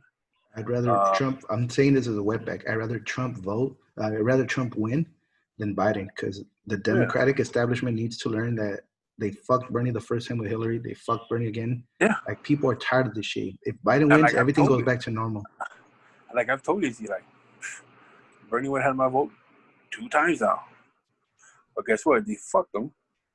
So Trump's getting my not because of that, but because I thought he's better than fucking Hillary, and I think he's better than fucking pervert Joe.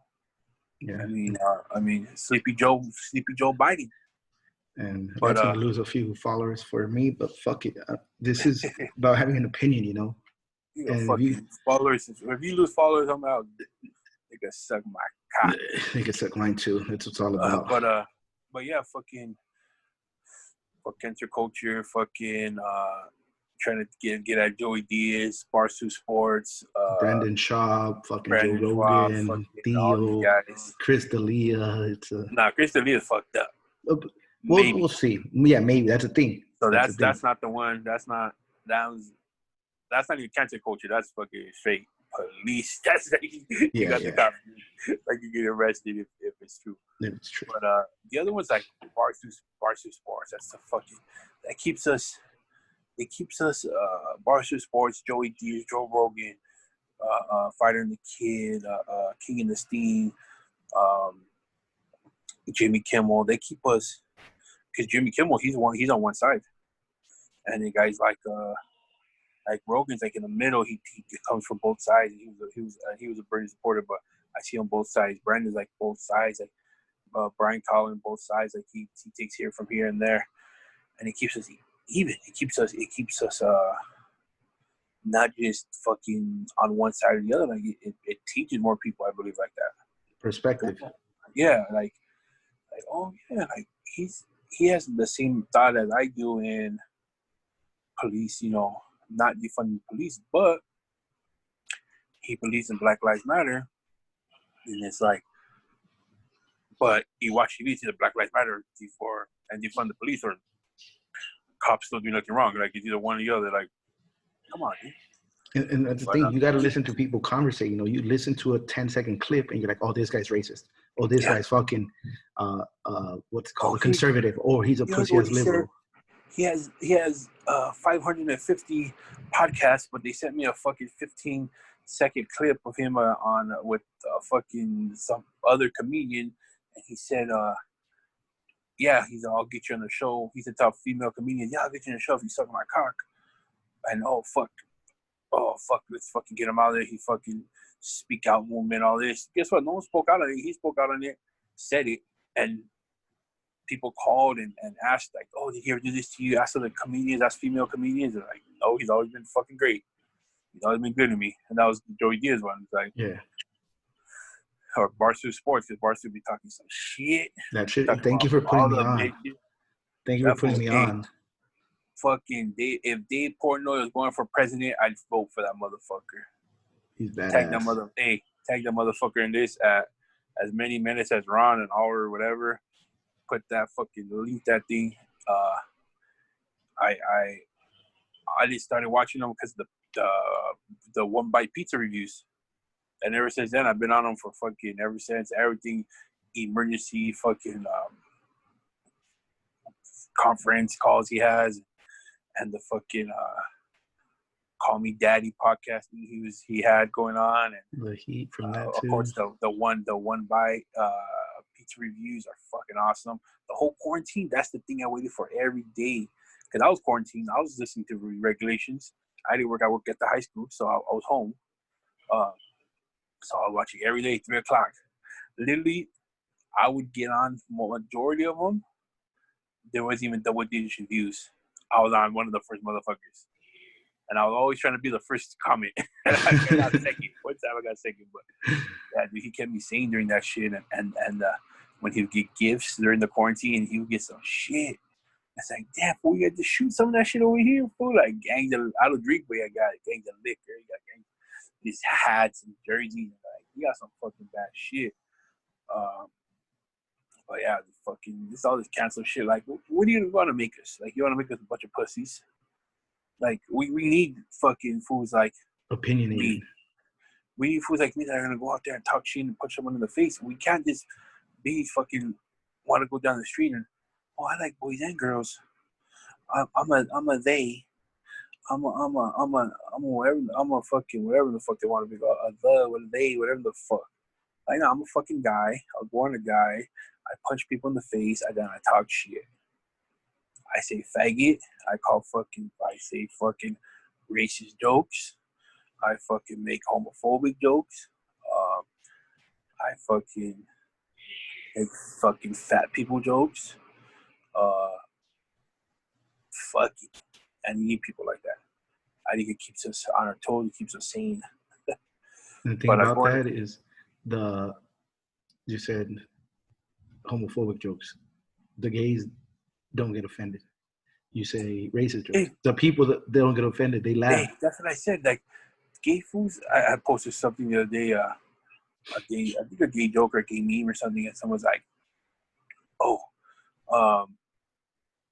yeah, my niece came out as being solemn out with the gay jokes. Dude, in one day you changed. I understand where you're coming from, but guess what? I got some of my best jokes from gay people. I got 2 gay uncles that are gay, and 4 if you count their husbands. And guess what? I love all 4 of them the same. I got lesbian fucking cousins, and they're fucking dykes. Which got me saying dyke got me kicked off Facebook twice in a matter of 13 hours, or 60 days. And I got fucking friends that are fucking this carpet munching. Dude, the prettiest girl, one of the prettiest girls I got, and gay homies. Like, it's fucking. I got black. Come on, mama. Come on.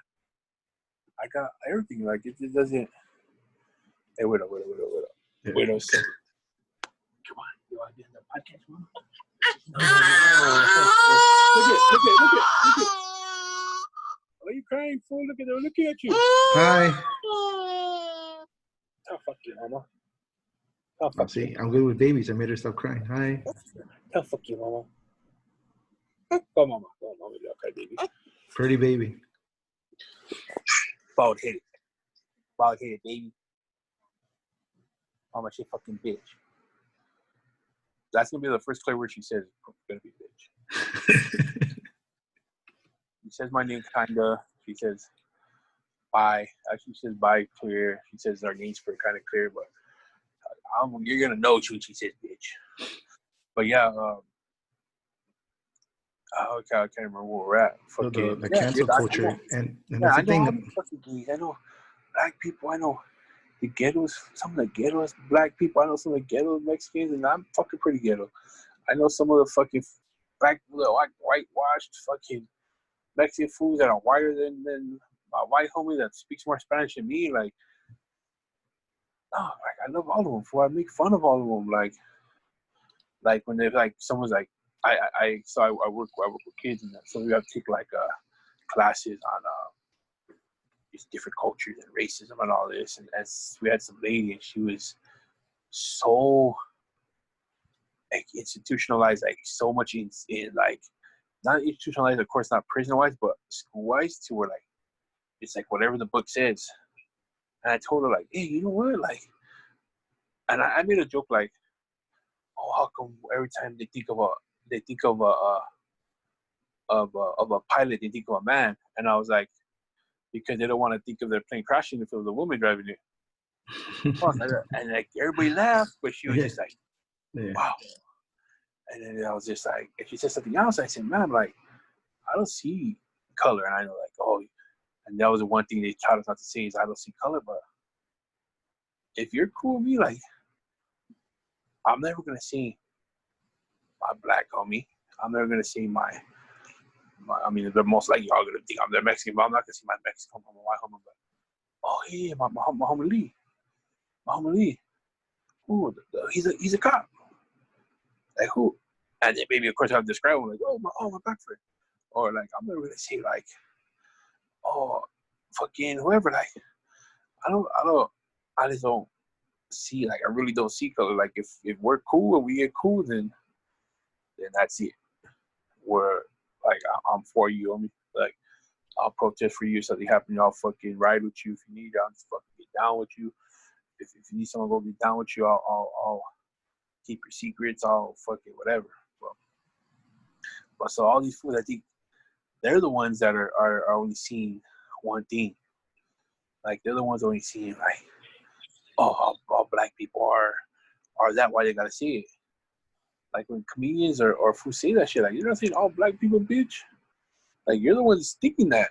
You're the one thinking it's calling all black people fucking eat fried chicken, or all black people are fucking running from the cops or like, no, bitch, the comedian is not saying that. I'm not saying that. Like, these fools saying it.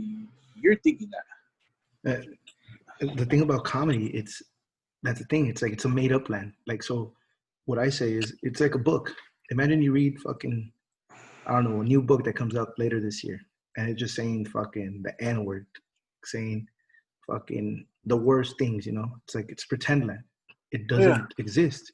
In this world, it does. That's the same thing with comedy. Like, yeah, there is some truth to their stories, but they're just making it so it's interesting.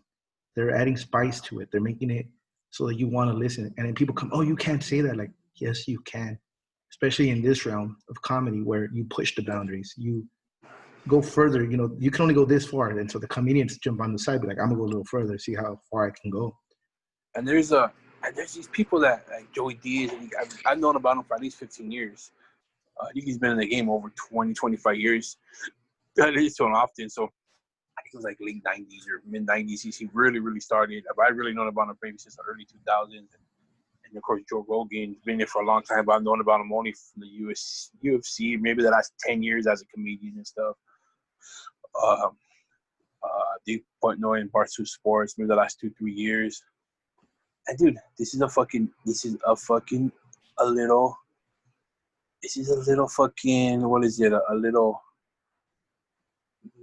1 year couple little, oh, let's fucking cry about this, and it's a little wave, and it's gonna be gone. And guess what? All these fools are still gonna be here. Mm-hmm.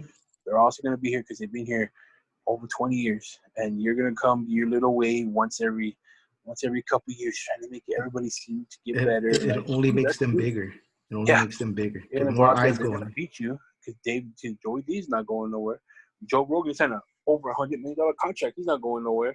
Dave Portnoy just fucking sold the Barstool Sports for the third time for millions of dollars. Like, these fools ain't going nowhere. Get the fuck out of here.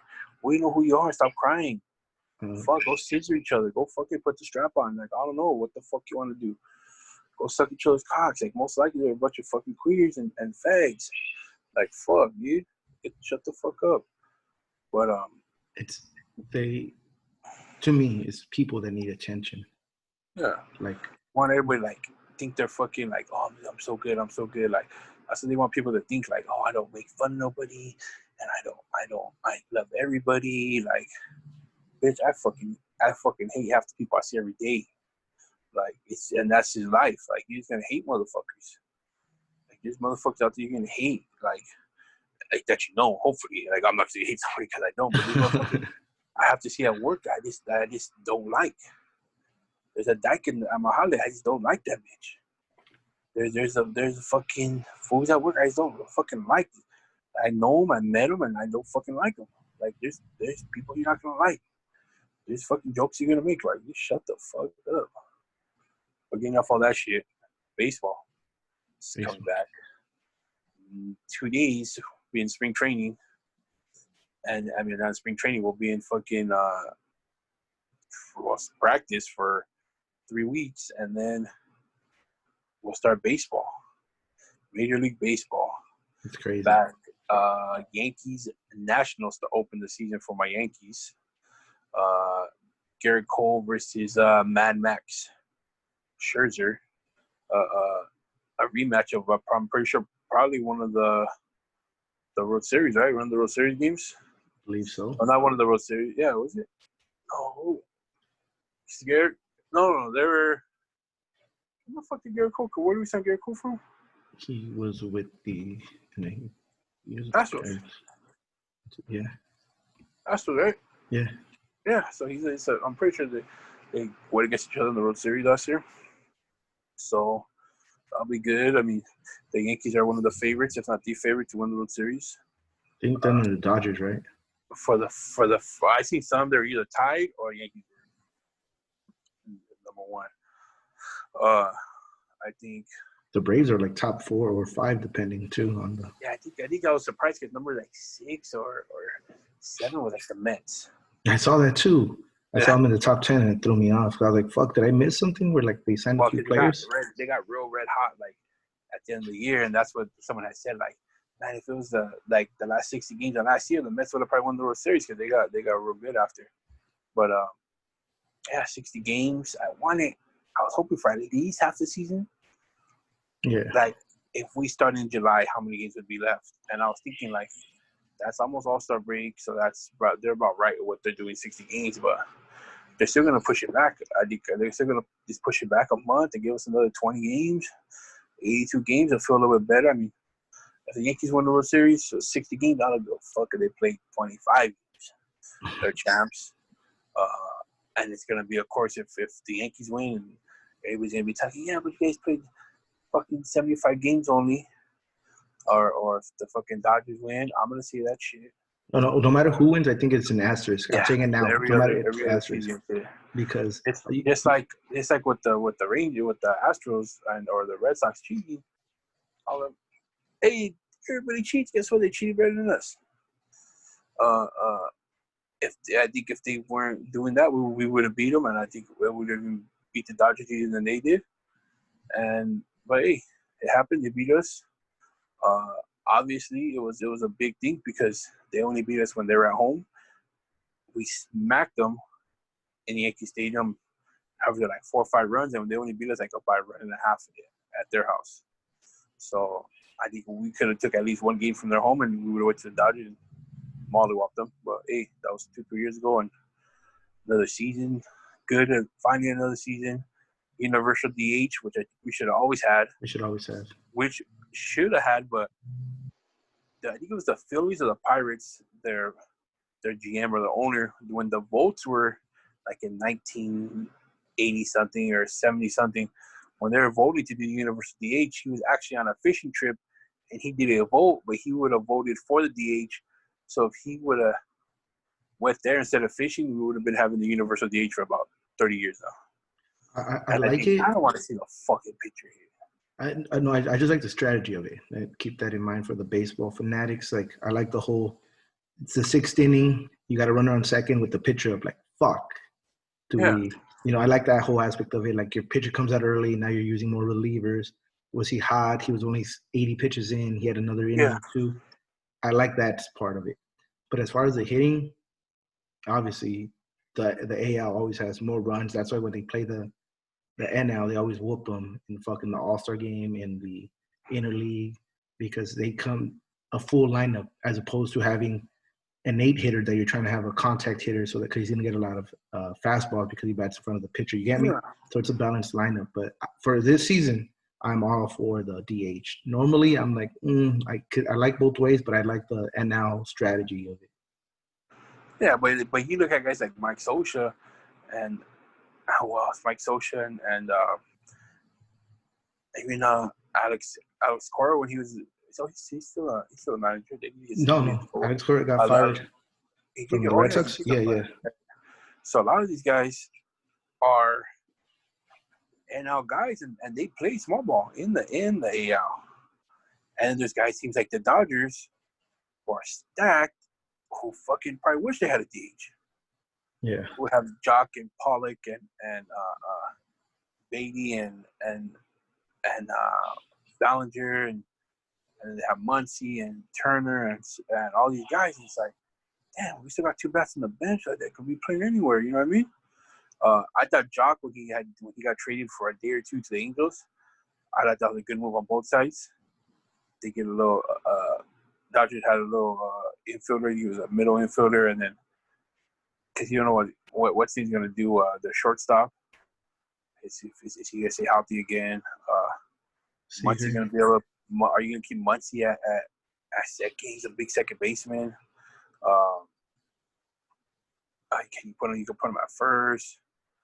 So it was. I mean, that would have been a good guy again. Then Jock, I think Jock right there with I think he would do good. He would have got pitches. He would have been. Our Pujols is the best player from 2010 to 2000 to 2010. He was the best player. I think he was Griffey. If you really want to pick it, it's going to be Griffey, Pujols, Trout. If I had to pick one, I don't see anybody be better than Pujols in that time. For no allegations, no nothing. 3 MVPs, 4 MVPs, whatever it is. Fucking coming to second place, Barry Bonds 3 years in a row. when Bond's on roids, which I don't mind. It made baseball better. Pujols was fucking awesome. He's one of my favorite players of all time. He's my top 5 all time. He should be everybody's top 5 all time. He's got Griffey. I just looked up Griffey's numbers the other day. When he went to Cincinnati after that first year he got hurt, he would have 800 home runs. Yeah. Because it was those years after he had the first year he had like 33 and 100 and something. He had like 22, 18. Then he only had like 7 because he got hurt that year. Then he had 13. Then he had a good like 27 home run year. And then he's healthy. All those years are 35 and he goes 750, 800 home runs. No obligations, nothing. We don't got to worry about no fucking what is the asterisk on the side of a home run champion or a home run king or nothing. But it happened at McGuire and Sosa and Bonds made the game better. They brought it back from the 94 strike season. Strike and everybody was dying off, and then these guys just brought it back, and now they want to keep him out of baseball. My favorite pitcher of all time is Roger Clemens. They're holding him out of the Hall of Fame. And those are players that helped bring back baseball, and it sucks. The guy that kept fucking Jeter out of the unanimous vote, the fucking cocksucker, probably from Boston or LA. But yeah, man, I'm pumped. Fucking having sports back. Basketball's coming back. I'm a Lakers fan now. The last 2 years, I always liked basketball. I was a Bulls fan for a long time, but there was this. But that whole time when I became a Bulls fan, I was a Jordan fan. So then I would watch everybody else, and then LeBron came, and like I said, LeBron's the best thing since Jordan. And of course, you had Kobe in the middle, and what I've always said is like, when it was Jordan, it was Jordan. There was nobody out. Like, there was a question. And when there was with Kobe, rest in peace, it was always like, is it Tracy McGrady? He had 2 good years, Tracy McGrady and Kobe, and then you had all these other guys winning MVPs, Duncan and Nash and Garnett, Nowinski, and then you had Shaq winning those 3 finals MVPs. So like, what's Kobe? Was it? I thought it was Jordan, Shaq for about 2-3 years. And I think it was Kobe, but it was never Kobe number 1. It was Kobe, Trace McGrady 1A, Kobe, Nash 1A, Nash 1A, Garnett 1A. They're the close to because they're winning, but I mean, he's one of the greatest. I think someone left him. ESPN left him off the top 10 or top 5 or something. I think he's easily number 3, 4, the lowest, number 4. But yeah, that's how I became a Lakers fan the last 2 years. Is LeBron, being a LeBron fan, followed him, and I noticed I did go against LeBron when they played the Bulls in the Eastern Conference Finals in like 2011 or something, 2010. When Rose was last year really healthy, but yeah, I mean, I've been a LeBron fan and huge LeBron fan. So I just like when he came down LA, and this opportunity to jump ship. And when LeBron's gone, I don't know. I think he got 3-4 more years left in him, and I think 1 or 2 more world championships for this solidified spot as number 2, which isn't bad. Number 2 all time in anything isn't bad. I just think he's done so much with. There was never a doubt for the last couple of years. But like, oh, is it Durant or is it not even Harden? It was mostly Durant. But I think during those fucking 20s, like it was him and nobody else.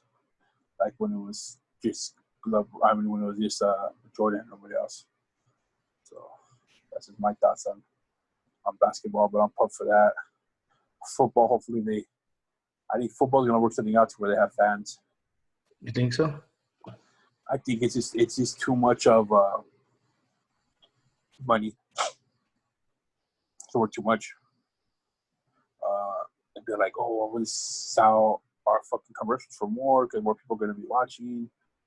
But how much money they're going to lose with it is how much those facilities or how much those stadiums are and it's everything. I mean, I think they're really going to have to. I mean, we got a couple months. Hopefully, we start getting it going with the economy and a vaccine and being a curve and it's real far down, and we can go 30% capacity at a football game. That's what 10,000 people, at least 10,000 people, and I think that'll be cool. I mean, if I sit in the thing and I have I'll go watch a game if I have two little fucking plastic fucking little plastic things right on the side of me. I have to watch the games because I can't cuff to the side, and that'll be cool. Like, I mean, spend fucking $500,000 putting fucking things between people and watch the fucking game. I think that'll be fucking one thing. I heard that is from NCAA from football. But football's the biggest moneymaker. Dude. And if there's not, they're gonna push football back in NCAA to fucking the kids playing back-to-back football seasons. That means they're gonna play in fucking March for 4 months, whatever it is. March, April, May, June, July. They're gonna give them a little break. They're gonna make them go right back to practice, and then they're gonna start again in fucking August or September.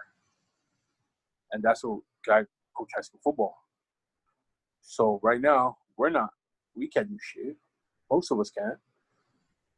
So they're gonna go July 20th. July 20th.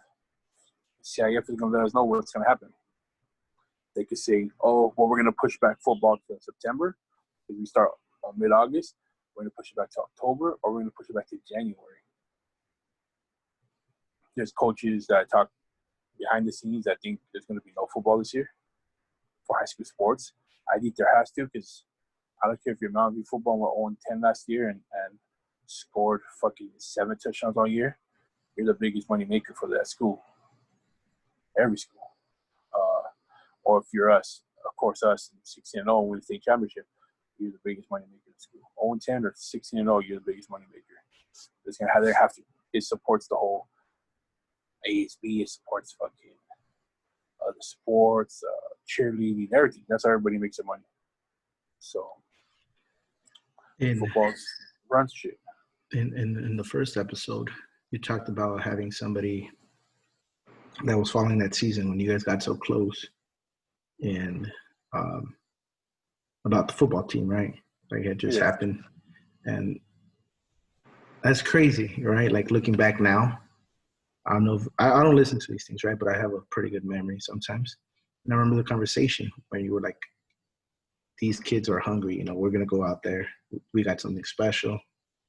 If you haven't listened to it, go listen to it. Episode 2. There's a lot of great notes, a lot of great things that I get sent all the time. One of the biggest ones is George saying, "Make your kids bully proof." So if you want to make your kids bully proof, go listen to that. But just so you get a backstory on this, tell me and the audience what happened this past year. It's crazy. I'll start from the beginning. So 2017 season, we get to Almani High School late, about March. I'm the only coach there because I'm approved through the district because I'm already a softball coach in the district. I'm the first coach there for about 2 weeks, have the kids in the weight room. We're already late. We go to football season, 5-5. We missed the playoffs for the first time. Me as an assistant coach, my head coach as a head coach in his 12 years at the time. I think it was about 11, 12 years. His first time ever missing the playoffs. And it's like, fuck, I can't believe it. And I went there just walking down the hall, and it was after they picked the wild card, like not wild card teams, but at-large teams. And the principal was like, "Man, we didn't get picked." I was like, "Nah." I said, "Hey, you know what?" His name is Mr. Flores. Hey, Flores. I said, "You know what? But we played with a JV team with 80% of our players playing were sophomores." I said, this is coach's first time missing the playoffs, but I think this is going to be the team that gives coach his first CIF championship. So the next year we come in and we fucking score 60 points the first 2 games, and then fucking San Marino drops 70 on us. We lose like 70, like 32 or something, get our ass whoops. win or lose the game for the rest of the season. We go out there and just dominate Arroyo, the Mission Valley League Power Arroyo. It was like 30 to 8 at halftime. We were doing whatever we wanted against them. Of course, Mountain View, we smacked them south, who had dominated Almani for years. Beat us the year before, shut us out. We just go out there 52-14. We get to the playoffs in the first round. It's like 66-17. Second round, it's and that 17 points was the first time a team scored more than 14 points on us in like 8 weeks or longer. Yeah, like 8 weeks. Second round we play Fremont Prep or something out there in Laguna Beach or Laguna Hills or some shit like that. Oh, Yorba Linda. Fuck your first play of the game, we scored a touchdown. Second play of the game, we scored a touchdown. Fourth play of the game, we scored a touchdown. We beat them 55-0 or 55-6, and it was like 47-0 at halftime. Coach, we actually thought the coach was gonna try to end the game on the other side, but he said, "Hey, do you think you get a running clock the second half?" So we had the running clock the whole second half and JV in, and we drove down the field and scored once, and I think they scored on us once. I can't remember if we got shut out or they scored on us.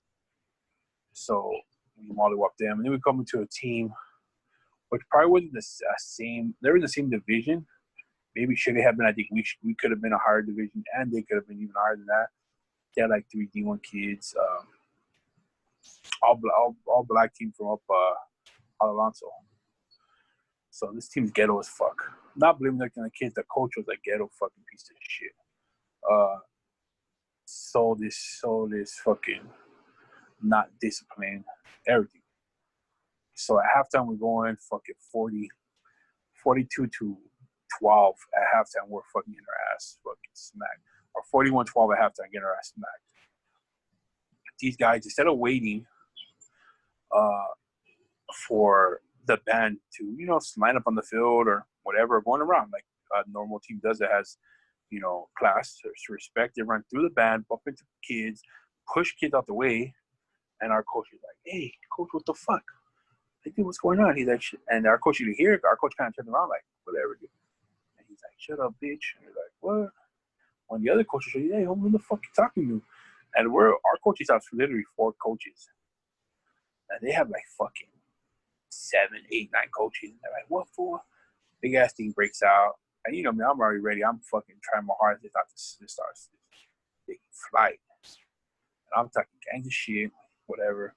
They break it up. My cousin, my brother come from the stands. My other coach, brother comes from the stands. Like, it gets crazy. College gangs of cops are there. They talked to me at halftime because I was talking gang and shit. And I said, well, like I told him, I said, we could end this whole game and nobody wins the game. Because I don't give a fuck. We're getting their ass whooped. District come, they're talking to me, talking to other coaches. Like, "Hey, fuck these fools. They've been disrespectful since they got there. Disrespected our principal because they were on our side of warm-ups. They have them on camera. We have a line in the middle. The coaches are scratching out the fucking line and crossing it out with their shoes. Ghetto fucks.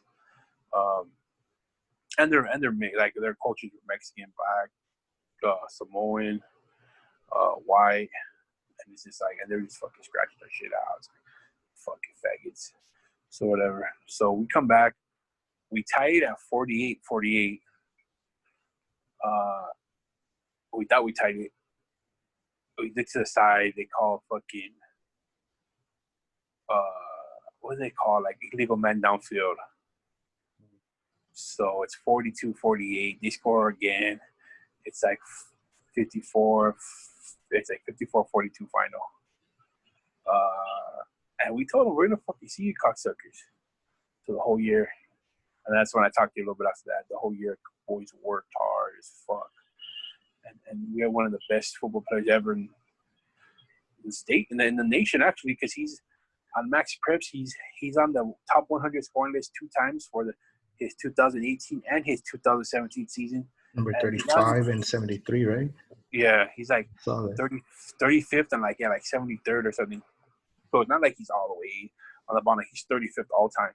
And it's like he's on there with like Damon Tomlinson and all these other dudes. So we have Devon Booth, we have Abel Cueva. Oh we get in a pair of transfers that came over because they wanted to win. Actually, one wasn't even going to play football.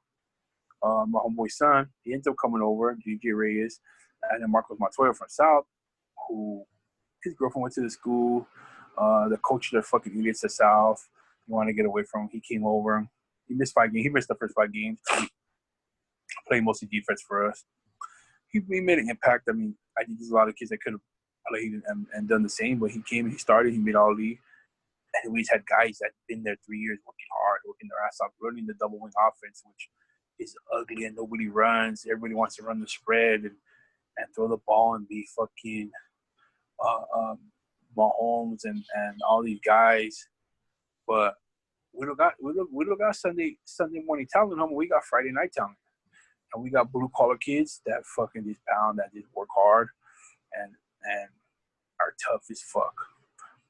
And we pounded every fucking team. Our closest game was Royal, where we had 150 yards of penalties, and we won like 25-21 or something.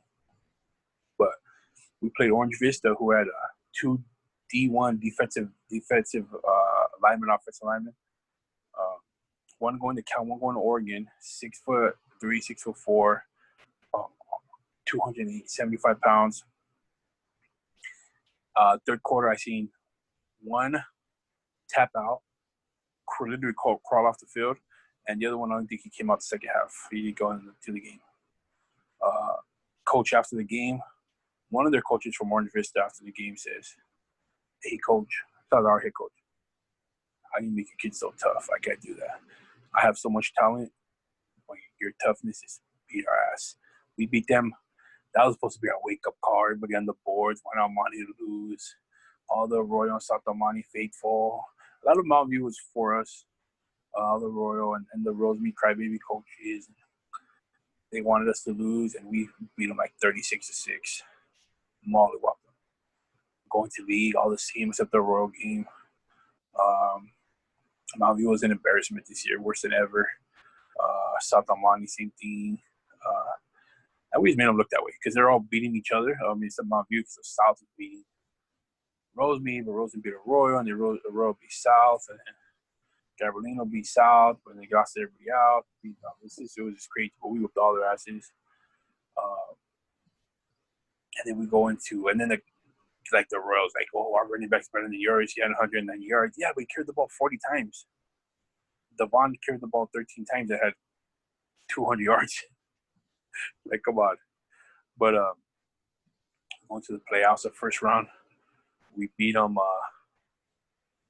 68-20. Second round, it's just our year. Every round, we have to do a coin flip. After the first round, we got to do a coin flip. So we win a coin flip the second round, and we get home game again. And the semifinals, we play, either we're going to play Real Honda Prep with our neighbors, or we're going to play Jurupa Hills. If we play Jurupa Hills, we stay home. We play Real Honda, we got to go there, which would most likely still be a home game because we got to drive up the street. So we're going to take everybody with us, right? So semifinals, we go get Jurupa Hills, beats Real Honda was talking shit all year. We run the ball better than this one. We haven't lost a game. They lost to Jurupa Hills. Everybody wanted to see us in that Real Honda Prep. We would have beat them bad, but everybody wanted to see it, but they lost. So we played Jurupa Hills. Studs. They're like us, tough kids. They got bigger kids though. They have a couple brothers on the team, Mexican kids as a quarterback. They're dudes. We got white boys. They had a defensive lineman, nose tackle that was easy 6'5", 330 pounds. He tapped out after the first half. And it was a close game. But we ended up, we got a roughing the passer call on 4th and goal and put them on the 2-yard line. Not even the 2, like the 1-yard line. If they score, they tie the game. And now they got to just kick a field goal or a 2-point conversion. They got the lead. Literally 3 minutes on the clock. So they go. They get 4 more plays to score. 1, stuff. 2, stuff. Third one, fucking our freshman and middle linebacker, Jonathan Lopez, knocks the ball out, and our freshman safety gets the ball in the fumble recovery. And actually on that 4th and goal, he caught the interception that would have stopped the game, but it was a roughing the passer. So we drive. We still got to drive. We still got to run off the clock. So we drive. Boom. These kids, their team's playing hard. We're playing hard. They're stopping us every 3-4 yards. Boom. Boom. So they still got a chance. Still got a chance. And you look, and we get one more first down. They don't got no more timeouts. So we're like 3rd and 8. And Devon Booth rushes, hits it, 15 yards, first down. Fucking win the game. So during that time, in around the second quarter, maybe the second half, the Officer Garcia comes as A. All Alonso and Orange Vista, who we had already beat Orange Vista, and All Alonso had beat us last year, got in a fight and they stopped the game. It was 41-0 at halftime. All Alonso, who we wanted to play for fucking 15 weeks already, 14 weeks, they stopped the game. They think they're going to disqualify both teams. So this game right now is probably for the CIF championship. So I know, a couple of the coaches know, none of the kids know. So we wait till after, and the principal, probably prematurely, but announces that Almani's the 2019 CIF champs. Still had to wait for the CIF to review everything, and they reviewed it, and it was obvious they were going to get kicked out of the playoffs. So we win a CIF championship without playing a game. We're 13-0. We're scoring 50 points a game. All Alonso have been wanting them all year. And so we're like, oh, you won it by default. I'm telling you right now, we would have fucking hurt that team. We would hurt Alonso. I said that shit all year. I knew Arroyo was going to be a tough one because they're not used to losing to Armani, especially 2 years in a row. And I knew that we were going to fucking annihilate Alonso. That's what we were waiting for, and it did happen. It sucks. We won that way, but guess what? The next week, we played one of the best teams in the state in San Diego, Serra High School in San Diego. Big motherfuckers, just like us, hit the weight room. Big, athletic fucks.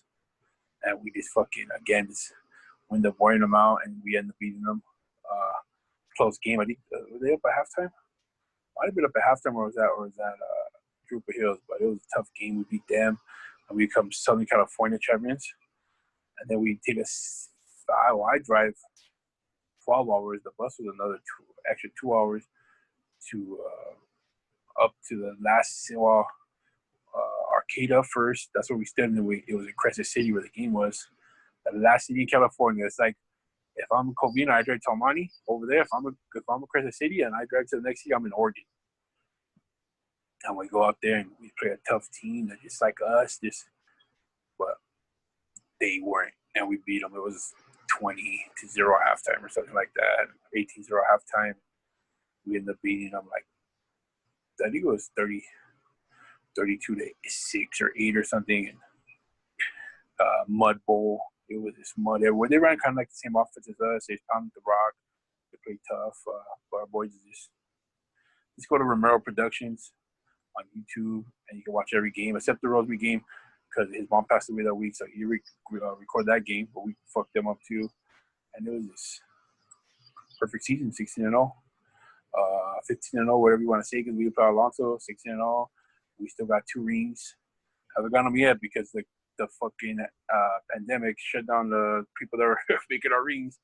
But I'm going to have a CIF championship, and I'm going to have a state championship ring. All our kids are. And we were the first team in San Gabriel Valley history to win a state championship. And people hate. They say, you have transfers and you have this and that. Guess what? We didn't recruit nobody. Kids came. They wanted to win. We won. And everybody that's winning are getting kids that want to come and play for them and win. So, but yeah, man, it was awesome, capping off the awesome 2019, coming to 2020, and it's crazy. That's awesome. I remember watching the state championship game with a couple of the guys at Progress, like it was being aired there. Yeah, it was fucking. You seen how muddy it was? I mean, it was crazy. I mean, I think it took me at least 2-3 months just to really, like, dude, we just ended football season. It's New Year's already. 2 weeks later, it's Christmas the next week. It's like football season barely ended, and usually, because we hadn't made the finals for 6 years, and it was this. We're done in November, but we played extra 6 weeks, and it was this 5 weeks, and it was just crazy, man. And it didn't really get to you that what we did in fucking for months. A couple months later, I'm like, dude, we won a championship, and it's different for me because I wasn't on the staff for the beginning of the year. I got back on the staff during the year because of a lot of stuff, and it still meant as much to me because it felt different, but it still meant as much to me because of these are my kids. I was with them for 3-4 years, and it was fucking awesome, though. And yeah, if we get a ring soon, everything's open again. Said you should be done, I think, by next month, well, by the mid next month. So get those rings, and if we have a football season, go for another pair of rings. And actually, if we have another season, it's probably not going to be that deep, so it's probably going to be one ring. So go for another ring, and yeah, man, That's fucking dope. Because like I saw that because I saw the, we follow each other on social media. We have each other as friends, I think, everywhere. And I saw that article where it's like people are hating, and you read the comments and people are still hating. You're talking about it, and yet they go on there and it's like, so these are kids. These aren't professionals that go on there on Sunday and get paid millions of dollars, hundreds of thousands of dollars. Like these kids are literally students. Yeah. And these adults go on there and like talk shit for accomplishment they achieved. Nobody was handed anything. Say what you will about the championship game. They did what it took to get them there. The haters will say they could have lost, right? They could have, but they could have also won. Yeah. And these they people beat you guys last year. They beat you guys last year. Like, yeah, bitch, last year we fucking, this year we're faster. Obviously, this year we're better. And then from the numbers I look at, they did get better. They had the same dudes. We didn't have the same dudes. We had more dudes now. We had more advanced dudes with guys that the year before were on the team and they didn't play, and now they're playing. So they just give us more dudes to work with, and it's like that's how I tripping. All those world dudes that what we would say after 2016, and then not all of them, because there's a lot of them that were happy for us. And there's even alumni from Almani that just fucking hated it because fucking whatever. The baseball coach, they go fucking suck my cock. Fuck them. But yeah, I mean, I take that shit personal, and like there was some fucking lame ass fool. His name's Jesse. He's a coach at South. He doesn't even coach no more. I think he's a baseball coach only. But he said something like, "Who cares about D12 football?" Like when everything was going on, the investigation, are they gonna have a game? And I was like, "Dog, 2 years before that, or the year before that, he was coaching at South, trying to win the Division 12 championship." So that lame fat fuck over here talking shit, like, "I shut your lame ass up." Because when I see him, I'm gonna fucking tell his stupid ass too. Because those are my kids, and it's like they're like my kids. And it's like we're fucking down playing what my boys did. Because another team could have fucking had to take care of their shit. We're disciplined. Our boys were disciplined, and they fucking played hard. So perfect. Oh yeah, you guys were 13-0, but oh, you guys were gonna be underdogs. Like no, we weren't. We were fucking gonna annihilate these cocksuckers. Hey, it happened, man. Everything happens for a reason. And like I said at the beginning of the thing, we adapted to the situation. That shit could have got us down. All the shit talking, not playing, but we adapted and we overcame the championship against San Diego, and then in Crescent City, and we still went in there. We're 15-0, whatever you want to say, 16-0, and we're the champs. No one's not gonna fucking change that shit.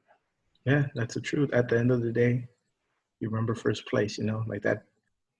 That's all that matters. That's what I tell my kids too. Like, hey, coach, we're close. Like, no, dude, it's not about being close and all that shit nice, like getting far, but you want to win. At the end of the day, It's all about winning. Winning is everything. It's the only thing.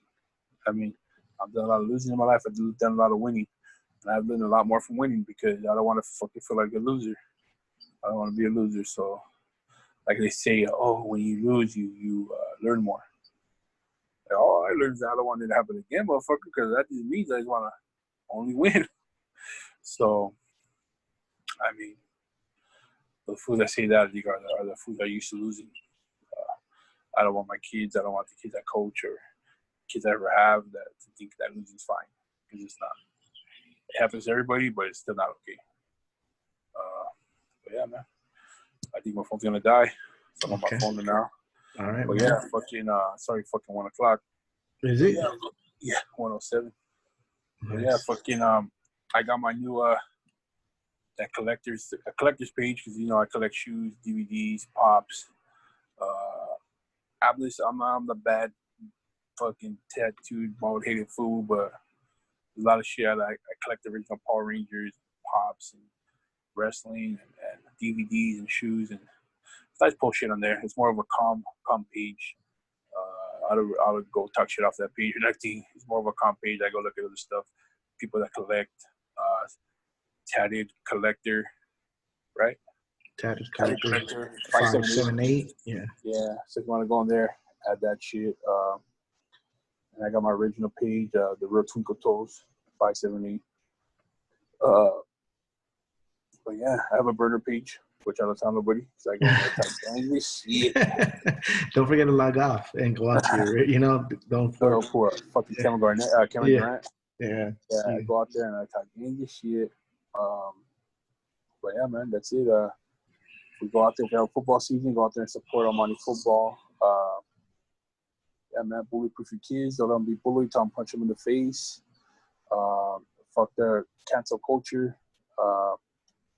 Fuck the Kung flu. Hopefully tomorrow when I get tested, I get my results back within the 24 hours. And since I'm negative, so I go out on 4th of July and blow shit up.